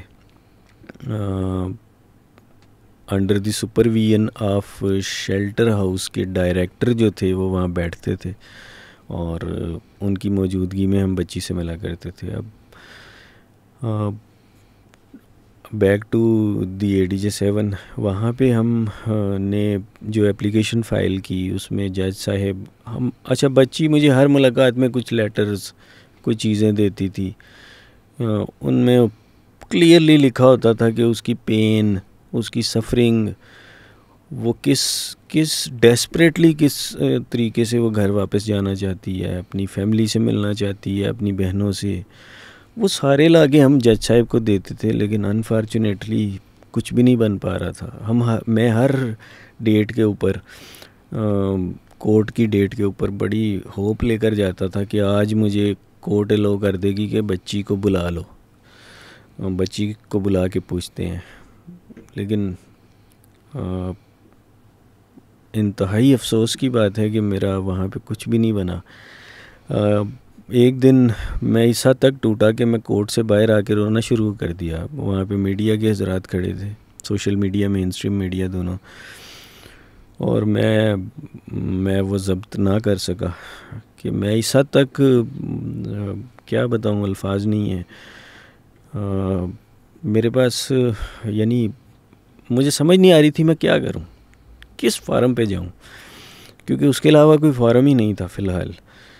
उसके बाद जिब्रान नासिर साहिब ने कहा कि हम हाई कोर्ट के अंदर पिटीशन लगाते हैं कि बच्ची को, ये ग़ालिबन हिबियस कार्पस की पिटीशन थी, सेकंड टाइम लगी। फ़र्स्ट टाइम तब लगी जब 6 जून को बच्ची बुलाई गई थी, सेकेंडली ये इसमें जिब्रान नासिर साहब ने लगाई और कहा कि जी बच्ची को रिकवर करके कोर्ट में पेश किया जाए।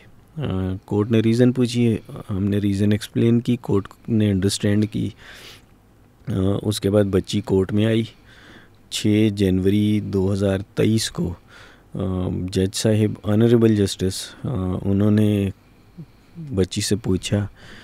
बच्ची ने बड़ा थॉरली और घर जाने के लिए विलिंगली जवाब दिया। उसके बाद अदर साइड ने एतराज़ किया और जज साहब ने इसका सिर्फ एक रिमार्क था कि अब दुनिया की कोई भी कानून बच्ची को घर जाने से नहीं रोक सकता। बच्ची घर जाना चाह रही है, शी इज़ ए माइनर, आप कैसे रोक सकते हैं। जज साहब ने हमें कस्टडी, इंटरिम कस्टडी ग्रांट की। मैंने ये फ़र्स्ट केस देखा, मैं सिर्फ अपनी ऑब्ज़र्वेशन बता रहा हूँ, जिसमें बच्ची की इंटरिम कस्टडी मिली। वो शायद इसलिए कि अदर साइड के पास सिर्फ एक काम होता था, वो कोर्ट में चीखते थे, एक ऐसा बयानिया बनाते थे कि ये बाप बच्ची को मार देगा, इसको तो बच्ची दो ही नहीं। वहाँ भी उन्होंने ये रोना रोया। जज साहब ने इसके ऊपर एक जो चाइल्ड प्रोटेक्शन ऑफिसर थे वो मुतय्यन किए, साथ में एक पुलिस डिपार्टमेंट की एक इंस्पेक्टर रैंक की ऑफिसर कोई भी, कि वो उनके साथ हर वीक घर पे आएँ, बच्ची से पूछें इफ़ शी इज़ ओके, अगर उसे कोई प्रॉब्लम है तो वो कोर्ट में पेश हो। और ये रिपोर्ट हर वीक पूरे 1.5 साल 1.25 साल ये कोर्ट में पेश होती रही है। वो चाइल्ड प्रोटेक्शन ऑफिसर घर आते थे, बच्ची से पूछते थे, उसकी खैरियत दरियाफ्त करते थे, फिर उसकी एकेडमिक जो सरगर्मियाँ थी वो सारी लेकर रिपोर्ट कोर्ट में जमा होती रही। मेरे लिए ये बहुत बेनिफिशियल था। ये हर केस में होता है, आपका हाई प्रोफाइल केस है, ये तो बड़ा प्रोफेशनल साउंड कर रहा है। ये सिर्फ पाकिस्तान से उम्मीद तो नहीं है कि इस तरह इतना प्रोफेशनल काम हो। देखें, ये सिर्फ मेरे केस में हुआ। मैंने जो भी देखा, जितने भी केसेस देखे, उसमें तो इंटरिम कस्टडी भी नहीं थी, जस्ट फुल कस्टडी ग्रांट हुई। हाँ, एक चीज़ होती थी कि चाइल्ड प्रोटेक्शन ऑफिसर या मलहका थाना जो होता है, वहाँ पे आपने कोई 3-1 महीने में रिपोर्ट करनी होती है कि जनाब ये बच्ची है और she is okay, that is all. मेरे केस के अंदर मुझे बांध दिया गया। अब मज़े की बात सुनिए, इस केस के अंदर जो कल्प्रेट्स थे वो, उनके ऊपर कोई पाबंदी नहीं थी, अभी भी नहीं है। वो पूरे पाकिस्तान में कहीं भी जा सकते थे, जाते हैं, घूमते फिरते हैं, आते जाते हैं। लेकिन मुझे कोर्ट ने रिस्ट्रिक्ट कर दिया कि मैं आउट ऑफ सिटी नहीं जा सकूंगा। वो पर्सनली मेरे लिए नहीं था, बेसिकली वो बच्ची के लिए था। लेकिन जाहिर सी बात है, अगर आपकी मूवमेंट आप क्लोज़ कर दी जाए, तो अगर मेरी बच्ची ही, जैसे मिसाल के तौर पे उसने इस साल मुझे बहुत दफ़ा बोला कि बाबा कहीं घूमने के लिए चलते हैं, और मैं अनफॉर्चुनेटली वसाइल की मौजूदगी होते हुए भी मैं उसे नहीं लेके जा सका, क्योंकि कोर्ट का आर्डर ही नहीं था। अच्छा, इसमें हम ये कर सकते थे कि हम एक पिटीशन या एप्लीकेशन लगाते और कोर्ट से परमिशन ले लेते, लेकिन मैंने और मेरे वकील साहब ने इसको मुनासिब नहीं समझा। उसकी रीज़न ये थी कि हमने ऐसा कोई काम इस दौरान नहीं किया जो हमारे अगेंस्ट एक छोटा सा पॉइंट भी क्रिएट करता। हम पूरे 1.5 साल सब्र से बैठा रहा मैं। चाइल्ड प्रोटेक्शन ऑफिसर की रिपोर्ट जमा होती रही। फैमिली कोर्ट में अल्लाह का शुक्र है कि 6 जुलाई को जज साहिब ने पूरा केस देखते हुए मुझे full and final custody grant की। और मज़ेदार बात यह है कि अदर साइड पिछले 4 माह से फैमिली कोर्ट के दोनों केसेस, तकज़ीब निकाह और ये दोनों में अपीयर नहीं हो रही, वो आ ही नहीं रहे। सिर्फ वो ट्रायल कोर्ट में जाते हैं क्योंकि उधर जाना उनकी मजबूरी है, वो नहीं जाएंगे तो अरेस्ट हो जाएंगे, बस ये। और केस उसी तरह पेंडिंग है ट्रायल कोर्ट वाला। पहली जब कस्टडी मिली और आप पहली दफ़ा घर आए तो वो क्या कैफियत थी उस वक्त? मुझे उस दिन यकीन हुआ था कि मैं ज़िंदा हूँ।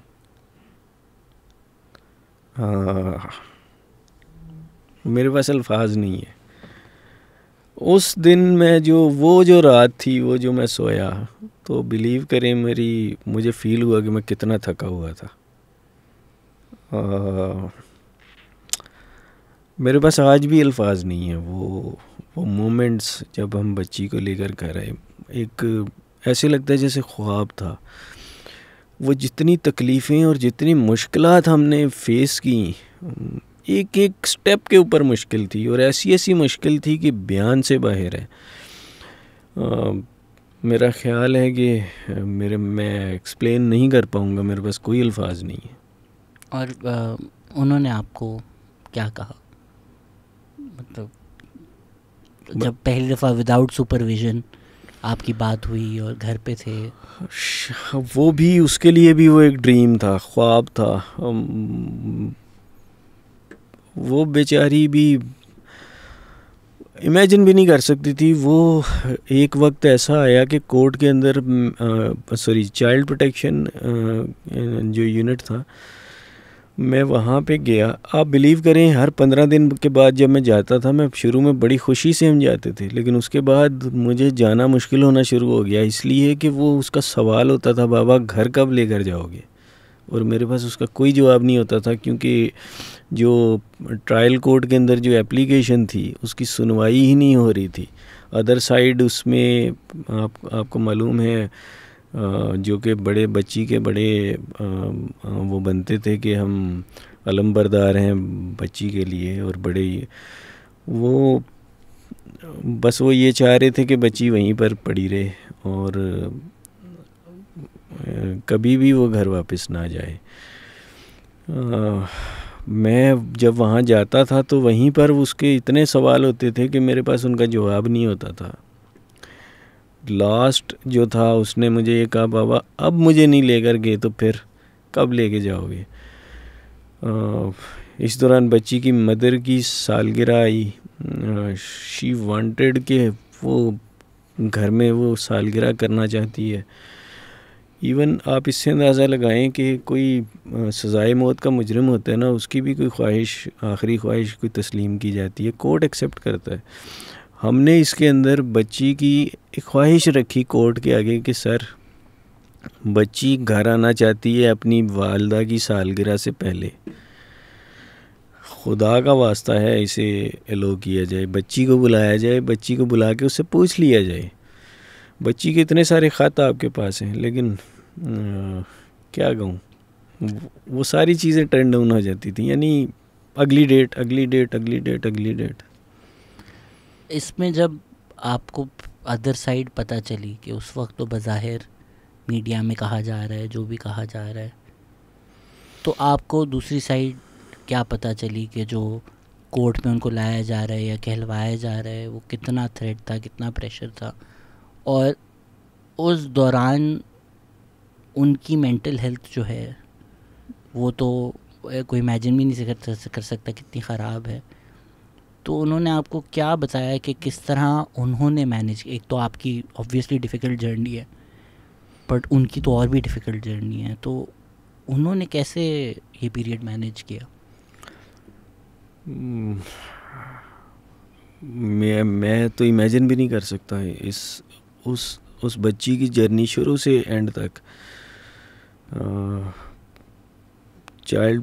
इवन जब बच्ची चाइल्ड प्रोटेक्शन में थी तो ऑनरेबल जस्टिस, मैं नाम नहीं लूँगा, उन्होंने ये चीज़ फील की। उन्होंने 2 mental health psychologist, psychiatrist appoint की कि ये दोनों जाएं और बच्ची के डेली बेसिस के ऊपर बच्ची को मॉनिटर करें कि उसकी मेंटल हेल्थ कैसी है।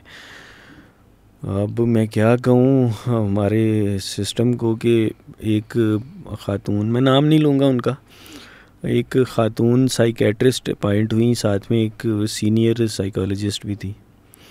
जो साइकोलॉजिस्ट थी सीनियर, वो तो माशाल्लाह बहुत डिसेंट, बहुत अच्छी थी। जो ये थी बज़ाहिर तो ये बहुत अच्छी थी, लेकिन अनफॉर्चुनेटली इस केस का इतना प्रेशर था कि ये उससे ख़ुद मैं क्या कहूँ उसको वो नहीं कर पाई, और इनका अपना कोई इशू था, मेंटल इशू था कोई पास्ट का, वो ट्रिगर हो गया। और उसके बाद सोशल मीडिया के ऊपर उनकी कुछ वीडियोस आप अगर देखें तो आप हैरान होंगे कि दिमागी अमराज में ऐसे डॉक्टर्स भी हैं हमारे यहाँ।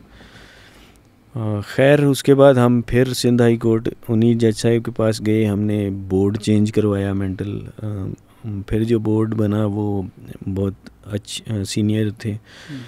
उन्होंने एक रिपोर्ट जमा कराई। उन्होंने कहा कि बच्ची इंतहाई डिफ़िकल्ट टाइम से गुज़री है और डेफिनेटली उसके दिमाग के ऊपर असर पड़ा है। बट उन्होंने भी ये कोर्ट में बोला कि she is willing to go back to home. ज़ाहिर है उनका वो सिर्फ इसी हद तक कर सकती थी। उन्होंने अपनी बहरहाल रिपोर्ट में ये लिखा जो हमारे लिए फेवरेबल थी। ये इंटरिम कस्टडी मिलने से पहले की थी। अच्छी बात ये है कि बच्ची जब घर आई उसको उसकी इमेजिनेशन से ज़्यादा हमने सपोर्ट किया, प्यार दिया और फील ही नहीं होने दिया। आप बिलीव करें आज तक हमने उसे घर में कभी इस केस के ऊपर डिस्कस ही नहीं किया। एक दिन जब शुरू में वो आई तो 2 अच्छा इस सिलसिले से मैं क्रेडिट दूंगा जिब्रान नासिर को। उन्होंने हमें कहा कि यार बच्ची एक ट्रामा से आई है, इसको बिल्कुल भी कुरेदा ना जाए। हमने छोड़ दिया इस बात के ऊपर। बच्ची ने आहिस्ता आहिस्ता फ़ील किया, उसकी आहिस्ता आहिस्ता अपने घर में वही पोजीशन बनी, वही अपनाइयत बनी। और अब तो उसे भूल तो खैर इंसान कोई भी नहीं सकता, लेकिन मैं कहूँगा कि उसको याद भी नहीं होगा कि उसके साथ क्या टाइम गुज़रा था। अगेन मैं ये कहूँगा कि भूलता तो इंसान कोई भी नहीं, उसे सब अपने बुरा वक्त तो हर कोई याद रखता है। लेकिन 1.5-2 महीने के बाद उसने ख़ुद अपनी मदर को बताया कि उसके साथ क्या हुआ। कुछ हिंट्स उसने चाइल्ड प्रोटेक्शन सेंटर के अंदर दिए थे, लेकिन वो ज़ाहिर है हिंट्स थे, वो खुलकर वहाँ बात भी नहीं हो सकती थी रिस्ट्रिक्शंस की वजह से। घर में फिर जब उसने बताया, फिर हम उसको 2-2.5 महीने के बाद जिब्रान नासिर साहब के पास लेकर गए। फिर जिब्रान भाई ने बच्ची की हिस्ट्री रिकॉर्ड की कि उसके साथ क्या क्या हुआ। वो एक पूरे सेशंस हुए उस सिलसिले से। उसने अपनी पूरी जर्नी बयान की। वो जर्नी फिर स्टेटमेंट की सूरत में कोर्ट में जमा हुई। That was terrible. As a father तो आप बिलीव करें, अगर मुझे वो कोर्ट के अंदर वो चीज़ें एक्सप्लेन या बयान ना करनी हो, मैं शायद उसे कभी पढ़ूं भी नहीं। लेकिन बहुत डिफ़िकल्ट वक्त उसने गुजारा। लेकिन अच्छी बात यह है कि उसने इस सारी चीज़ को कवर किया है। अब स्कूल के अंदर उसकी बहुत अच्छे तरीके से स्टडी वापस आई। इवन स्कूल के प्रिंसिपल उससे बहुत इम्प्रेस हुए, बहुत खुश हैं। स्टडी बड़ी अच्छे से चल रही है। पिछले साल उसने नुमाया पोजीशन ली क्लास में। फिर जो इस दौरान जो स्कूल के असाइनमेंट्स चलती रही वो बड़ी बहुत अच्छे तरीके से उसने कवर किया। और सच्ची बात यह है कि मैं भी सोच नहीं रहा था कि वो इतने बेहतर तरीके से कम बैक करेगी। तो अब after hearing all of this, अब आप उनको किसी थेरेपिस्ट के पास भेज रहे हैं, मेंटल हेल्थ काउंसलिंग हो रही है? बिकॉज ये ट्रॉमा तो one can't even imagine a child going through this. दुनिया में सबसे बड़ी थेरापी माँ का प्यार होता है मेरे ख्याल से। और जब उसने वो सारी चीज़ें देखी तो वो शी टुक सम टाइम, लेकिन वो रिकवर हुई। फ़िलहाल अब जिस पोजीशन में अब है वो, आई डोंट फील कि उसको अब किसी उसकी ज़रूरत है थेरापी की। शुरू में रिकमेंडेड थी, लेकिन बहुत अच्छे तरीके से उसने कवर किया। And throughout this did you go to any mental health counselling therapy? एक वक्त था जब मेरे ख़िलाफ़ इस हद तक किरदार साजी की जाती थी, तो मुझे ऐसे फ़ील होना शुरू हो गया कि यार मैं जो हूँ मुझे ज़रूरत पड़ जाएगी। फिर उसका हल मैंने ये निकाला कि मैंने वो वीडियोस देखनी बंद कर दी। और ये मैंने अपने लॉयर को भी एक्सप्लेन किया। बाज़ दफ़ा वो मुझे पूछते थे ये देखा, मैं कहता था नहीं सर मैं वो देख ही नहीं सकता, क्या देखूं उसमें, कुछ सच तो कुछ है नहीं। जो चीज़ें अजीबो-गरीब किस्म का वो माहौल क्रिएट किया गया।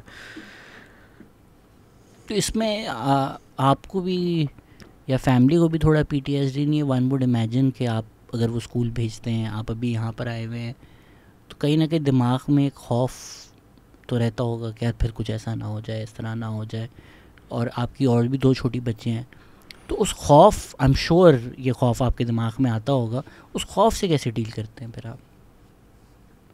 बहुत मुश्किल है। डेफिनेटली ये खौफ तो रहता है, लेकिन खौफ के साए में इंसान ज़िंदा रहे मेरा ख्याल है फ़ायदा नहीं है। मैंने इस खौफ को इसी तरीके से अबूर किया कि इस खौफ से बाहर छलांग लगा दी।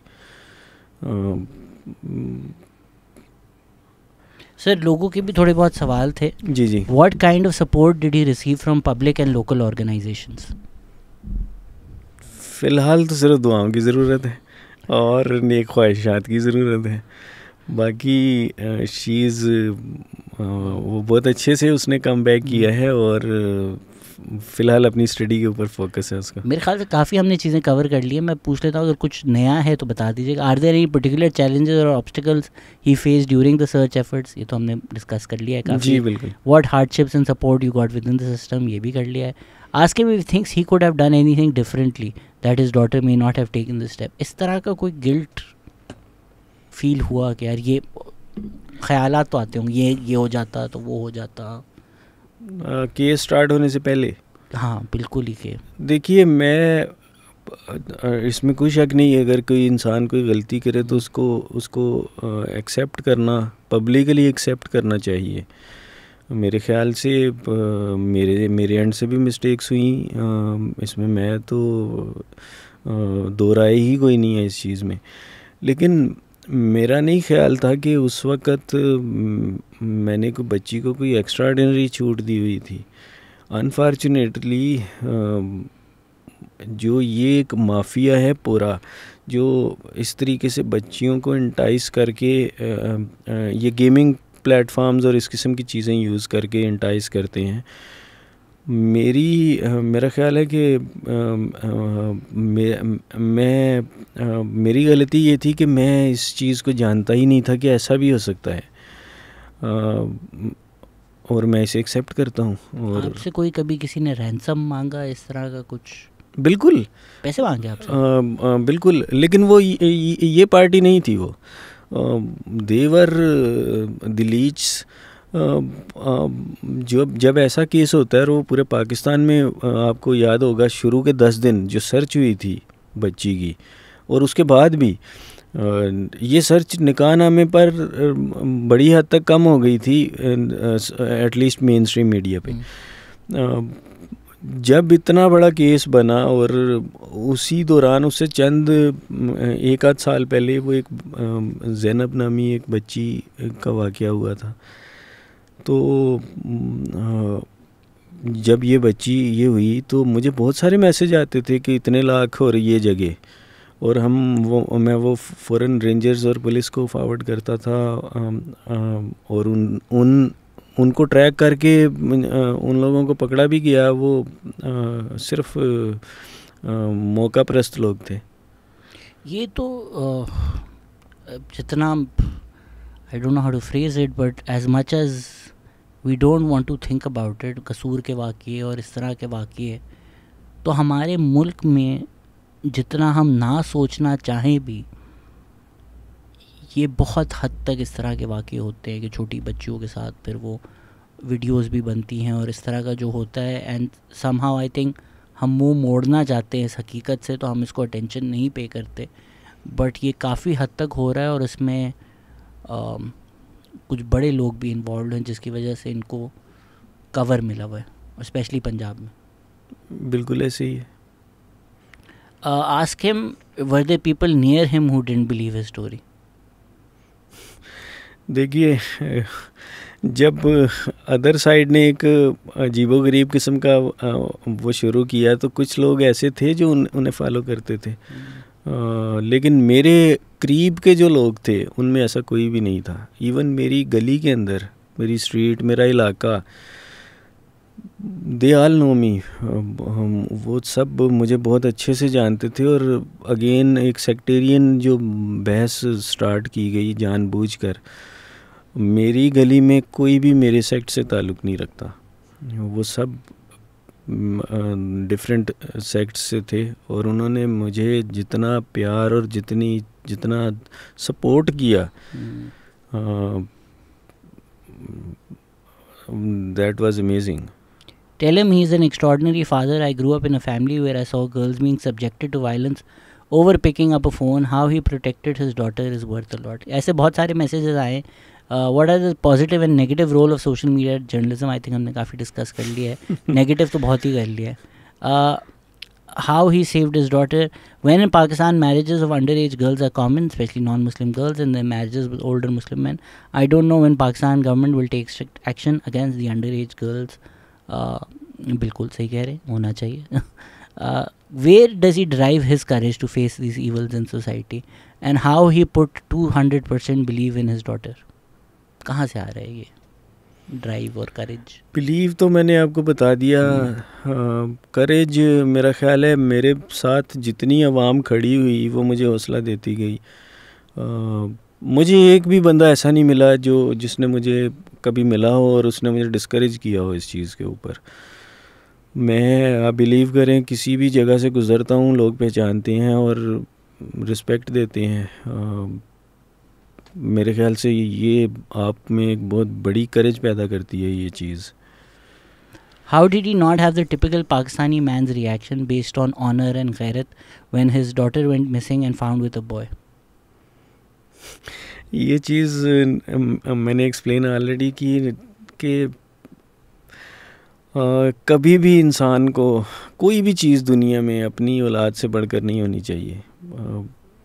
नॉट इवन गैरत और इस किस्म के अल्फाज।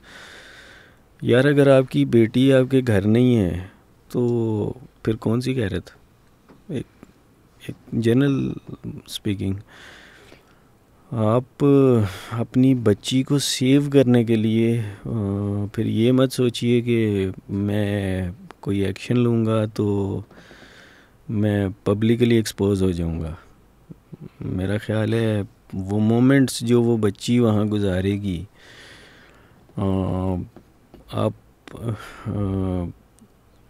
उसकी लाइफ कैसी होगी इमेजिन करिए। अनफॉर्चुनेटली हमारी सोसाइटी के अंदर 95% जो पेरेंट्स हैं वो बच्चियों को स्किप कर देते हैं ऐसे केसेस में। अब आप इमेजिन करिए कि वो बच्चियों की लाइफ क्या रह जाएगी। आपको मालूम है मोस्टली केसेस के अंदर वो बच्चियां कहाँ जाती हैं? आई डोंट वांट टू सबको पता एक्सप्लेन। क्या कोई पेरेंट ये इमेजिन कर सकता है? नहीं। तो फिर एफर्ट क्यों नहीं करते यार उनको सेव करने के लिए? Now that you went through all of this, आपको कितने केसेस का पता चला और ये चीज़ कितनी कॉमन है? बहुत सारे। मैं आपको बताऊं, हमारा जस्टिस सिस्टम इतना स्लो है और इतना अनसपोर्टिव टू दी विक्टिम्स है कि आप बिलीव करें, मैं एक दिन, ये 2023 बच्ची की इंटरिम कस्टडी से पहले की बात है, 2022 के एंड की बात है। इलियास मेमन साहिब की अदालत से मैं निकल कर बाहर आया। कोर्ट से एग्ज़िट वे की तरफ जा रहा था। एक बूढ़े शख्स अंदर आए, लाठी लेकर चल रहे थे। मुझे देखकर रुक गए, पहचाना, बड़ी दुआओं का इजहार किया। उसके बाद उन्होंने मुझे कहा कि बेटा घबराना नहीं है, तुमने खड़े रहना है।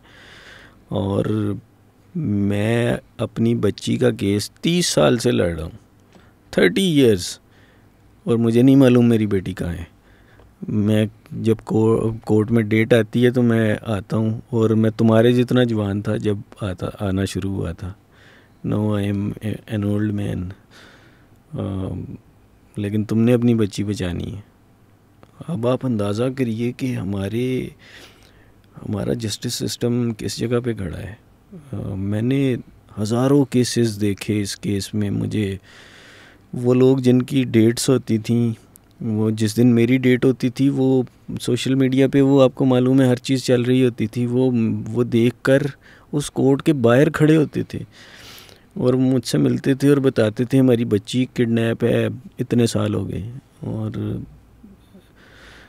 हमें कोई हेल्प करिए। मैं जो गाइडलाइन दे सकता था वो मैं देता था।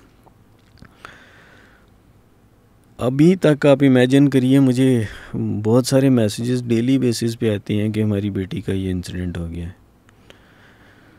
तो हम किस जगह पे स्टैंड कर रहे हैं आपके सामने? क्या कर सकते हैं हम? कुछ कलेक्टिव एक ऑर्गेनाइजेशन बनाएं, कोई आवाज़ उठाएं, कुछ एक सोशल मीडिया मूवमेंट जिसमें जो सारे केसेस हैं नुमा कुछ। सोशल मीडिया पे सिर्फ वही केस रिपोर्ट होता है जो पेरेंट्स चाहते हैं। अनफॉर्चुनेटली वो सो कॉल्ड गैरत आड़े आ जाती है इस चीज़ में। हालांकि सोशल मीडिया ने, मैं 3 दिन पुलिस के आसरे पे बैठा रहा। 3 दिन में मुझे फ़ील हो गया कि मेरे साथ जो हो रहा है या होना है वो मुझे नज़र आ गया। उसके बाद मैं एक ऑर्डिनरी सा इंसान था। मैंने सोचा कि मैं क्या करूं। किसी चैनल तक मेरी कोई रसाई नहीं थी, मैं कोई वीआईपी तो था नहीं। मैंने एक पब्लिक शख्स देखा, ज़फ़र अब्बास जेडीसी। मैं सल्यूट करता हूं उस शख्स के ऊपर। मैं उनके पास गया, जाके मैंने, रमज़ान था, सहरी का से कोई उनकी सहरी का वो तैयारी चल रही थी। जेडीसी की सहरी वैसे ही बड़ी मशहूर है, शतरमुर्ग की सहरी होती है। तो वो वहाँ पर मौजूद थे। मैंने उन्हें जाके रिक्वेस्ट की कि जी ये वाक़या हुआ है। उस शख्स ने उसी वक्त मेरी एक वीडियो बनाई और अपने पेज से पोस्ट कर दी। वो पूरे पाकिस्तान में वायरल हो गई। उसके बाद 2 दिन के बाद, वो 1 या 2 दिन के बाद मेरा केस जो था वो ज़ुबान ज़द-ए-आम था पूरे पाकिस्तान में। इसमें मैं अगर सोशल मीडिया और ख़ासकर ज़फ़र अब्बास को सल्यूट ना करूं, लेकिन सोशल मीडिया की जो पॉजिटिवनेस है वो आपको रिकग्नाइज़ करनी चाहिए। और बहुत पावर है मीडिया और सोशल मीडिया में, इतनी पावर है कि मेरा केस एक मिसाल है उस चीज़ का। नेगेटिविटी जहाँ है, नेगेटिविटी बहुत कम है, लेकिन अनफॉर्चुनेटली वो हाईलाइट हो जाती है। जो पॉजिटिव चीज़ें सोशल मीडिया की थीं इस केस के अंदर, जितना किरदार उन्होंने अदा किया, शायद मैंने भी इतना नहीं किया जो उन्होंने इसमें रोल प्ले किया। इवन कोर्ट के रिपोर्टर्स, मीडिया के, आपके मेन स्ट्रीम मीडिया के चैनल्स, मैं उन सबको आपके तवस्सुत से भी थैंक्स कहना चाहूँगा कि जितना उन्होंने इस केस को हाईलाइट किया। और फिर इस केस के बाद बहुत सारे केसेस के अंदर लोगों का ट्रेंड एक चेंज हुआ वालिदैन का। वो उनके साथ अनफॉर्चुनेटली ऐसे इंसिडेंट्स हुए और उन्होंने उन इंसिडेंट को रिपोर्ट करते हुए मेरे इंसिडेंट का हवाला दिया कि वो वालिद खड़ा हुआ था तो हम भी खड़े हैं। Yeah, you don't know how many people you've inspired, and hopefully this also puts the fear of God in the other side कि यार अच्छा ऐसा नहीं है कि आप किसी को भी उठा के ले जाओगे और फिर वो गैरत के चक्कर में खामोश हो जाएंगे। कोर्ट, पुलिस जितने भी इम्परफेक्ट हैं, अगर कोई बंदा खड़ा हो जाए तो जस्टिस बिल्कुल ऐसी, जस्टिस डिलेड ज़रूर है लेकिन जस्टिस है। अगर कोई शख्स खड़ा हो जाता है और अपनी पूरी विल के साथ खड़ा होता है तो मैं नहीं समझता कि उसको जस्टिस नहीं मिलेगा। What lessons did he learn as a father? Is he a different father now? In what way? Definitely देखिए, हर इंसान को लर्न करना चाहिए। और ऐसे इंसिडेंट के बाद भी अगर कोई लर्न ना करे तो फ़ायदा क्या। मैं ये नहीं कहता मैं बुरा था, लेकिन हर इंसान में बहुत सारी खामियां होती हैं। मैं उनको ओवरकम करने की पूरी कोशिश की इस केस के बाद। What will be his message to other fathers? How he had so much trust that a girl is trapped. Mostly in other society, parents generally doubt their own children. Unfortunately हमारी society में ऐसे ही होता है कि हम अपनी औलाद के ऊपर ट्रस्ट नहीं करते. मैंने अपनी बच्ची के ऊपर ये मेरा ट्रस्ट था जो मैं उसे घर वापस लाया और अब हम जिस सिचुएशन में हैं, तो मेरा ख्याल है अपनी औलाद के ऊपर भरोसा हर सूरत में करना चाहिए. Was Iqrarul Hasan helpful or unwanted? Helpful मैं ये नहीं कहूँगा. उन्होंने भी हेल्प की जिस हद तक वो कर सकते थे. बहुत सारी चीज़ें अभी चूँकि केस चल रहा है मैं एक्सप्लेन नहीं कर पाऊँगा. उम्मीद करूँगा कि केस ख़त्म, ट्रायल कोर्ट का केस ख़त्म होने के बाद आपकी पॉडकास्ट हो तो बहुत सारी चीज़ें रिवील भी करूँगा. सर तब फिर एक और पॉडकास्ट करेंगे होपफुली. आई डोंट नो आपके पिछले 2 साल 2.25 साल कैसे गुजरे. And almost probably feel like कि आप किसी मूवी में जी रहे हैं. That probably doesn't even feel real. Can't imagine what you and the family have gone through, and the fact that you have come together on the other side stronger, inshallah is inspiring for the country, I think. मेरे ख्याल से मैं अभी भी कहूँगा कि मैंने ऐसा कुछ भी नहीं किया. किसी भी बाप को अपनी बच्चियों के लिए या अपनी औलाद के लिए खड़ा होना चाहिए, उनकी सपोर्ट के लिए. जस्ट मैंने एक कदम उठाया था और अगर वो सोसाइटी को पॉजिटिव लगता है तो मेरा ख्याल है कि मेरी मेहनत पूरी होगी. ये बड़ी छोटी सी बात है, लेकिन हमारे मुल्क में जहाँ स्पेशली लड़कियों को पीछे खींचा जाता है, आई थिंक अगर इस मुल्क के जो सारे वालिद हैं वो अपनी बच्चियों के साथ खड़े हो जाएं तो पाकिस्तान के आधे मसले तो ये लड़कियां सॉल्व कर देंगी. हम despite giving them so little, Pakistani women have achieve so much around the world. Exactly. Oscar जीतना हो तो औरतें जीतती हैं, नोबेल प्राइज़ जीतना हो तो औरतें जीतती हैं. हर मैदान में हमेशा हमारी फीमेल्स आगे हैं. और उसके बावजूद इसके कि हम कुछ नहीं देते उनको, तो अगर ये इस मुल्क के वालिद अपनी बच्चों के साथ खड़े हो जाएं तो sky is the limit, I think. Exactly. For them. Exactly. Thank you, sir. Thank you for inspiring fathers who are listening to this and the country. And much love to you and the family. बहुत शुक्रिया आपका. Thank you, sir. And thank you for listening. Take care. Allah Hafiz. अल्लाह हाफिज़.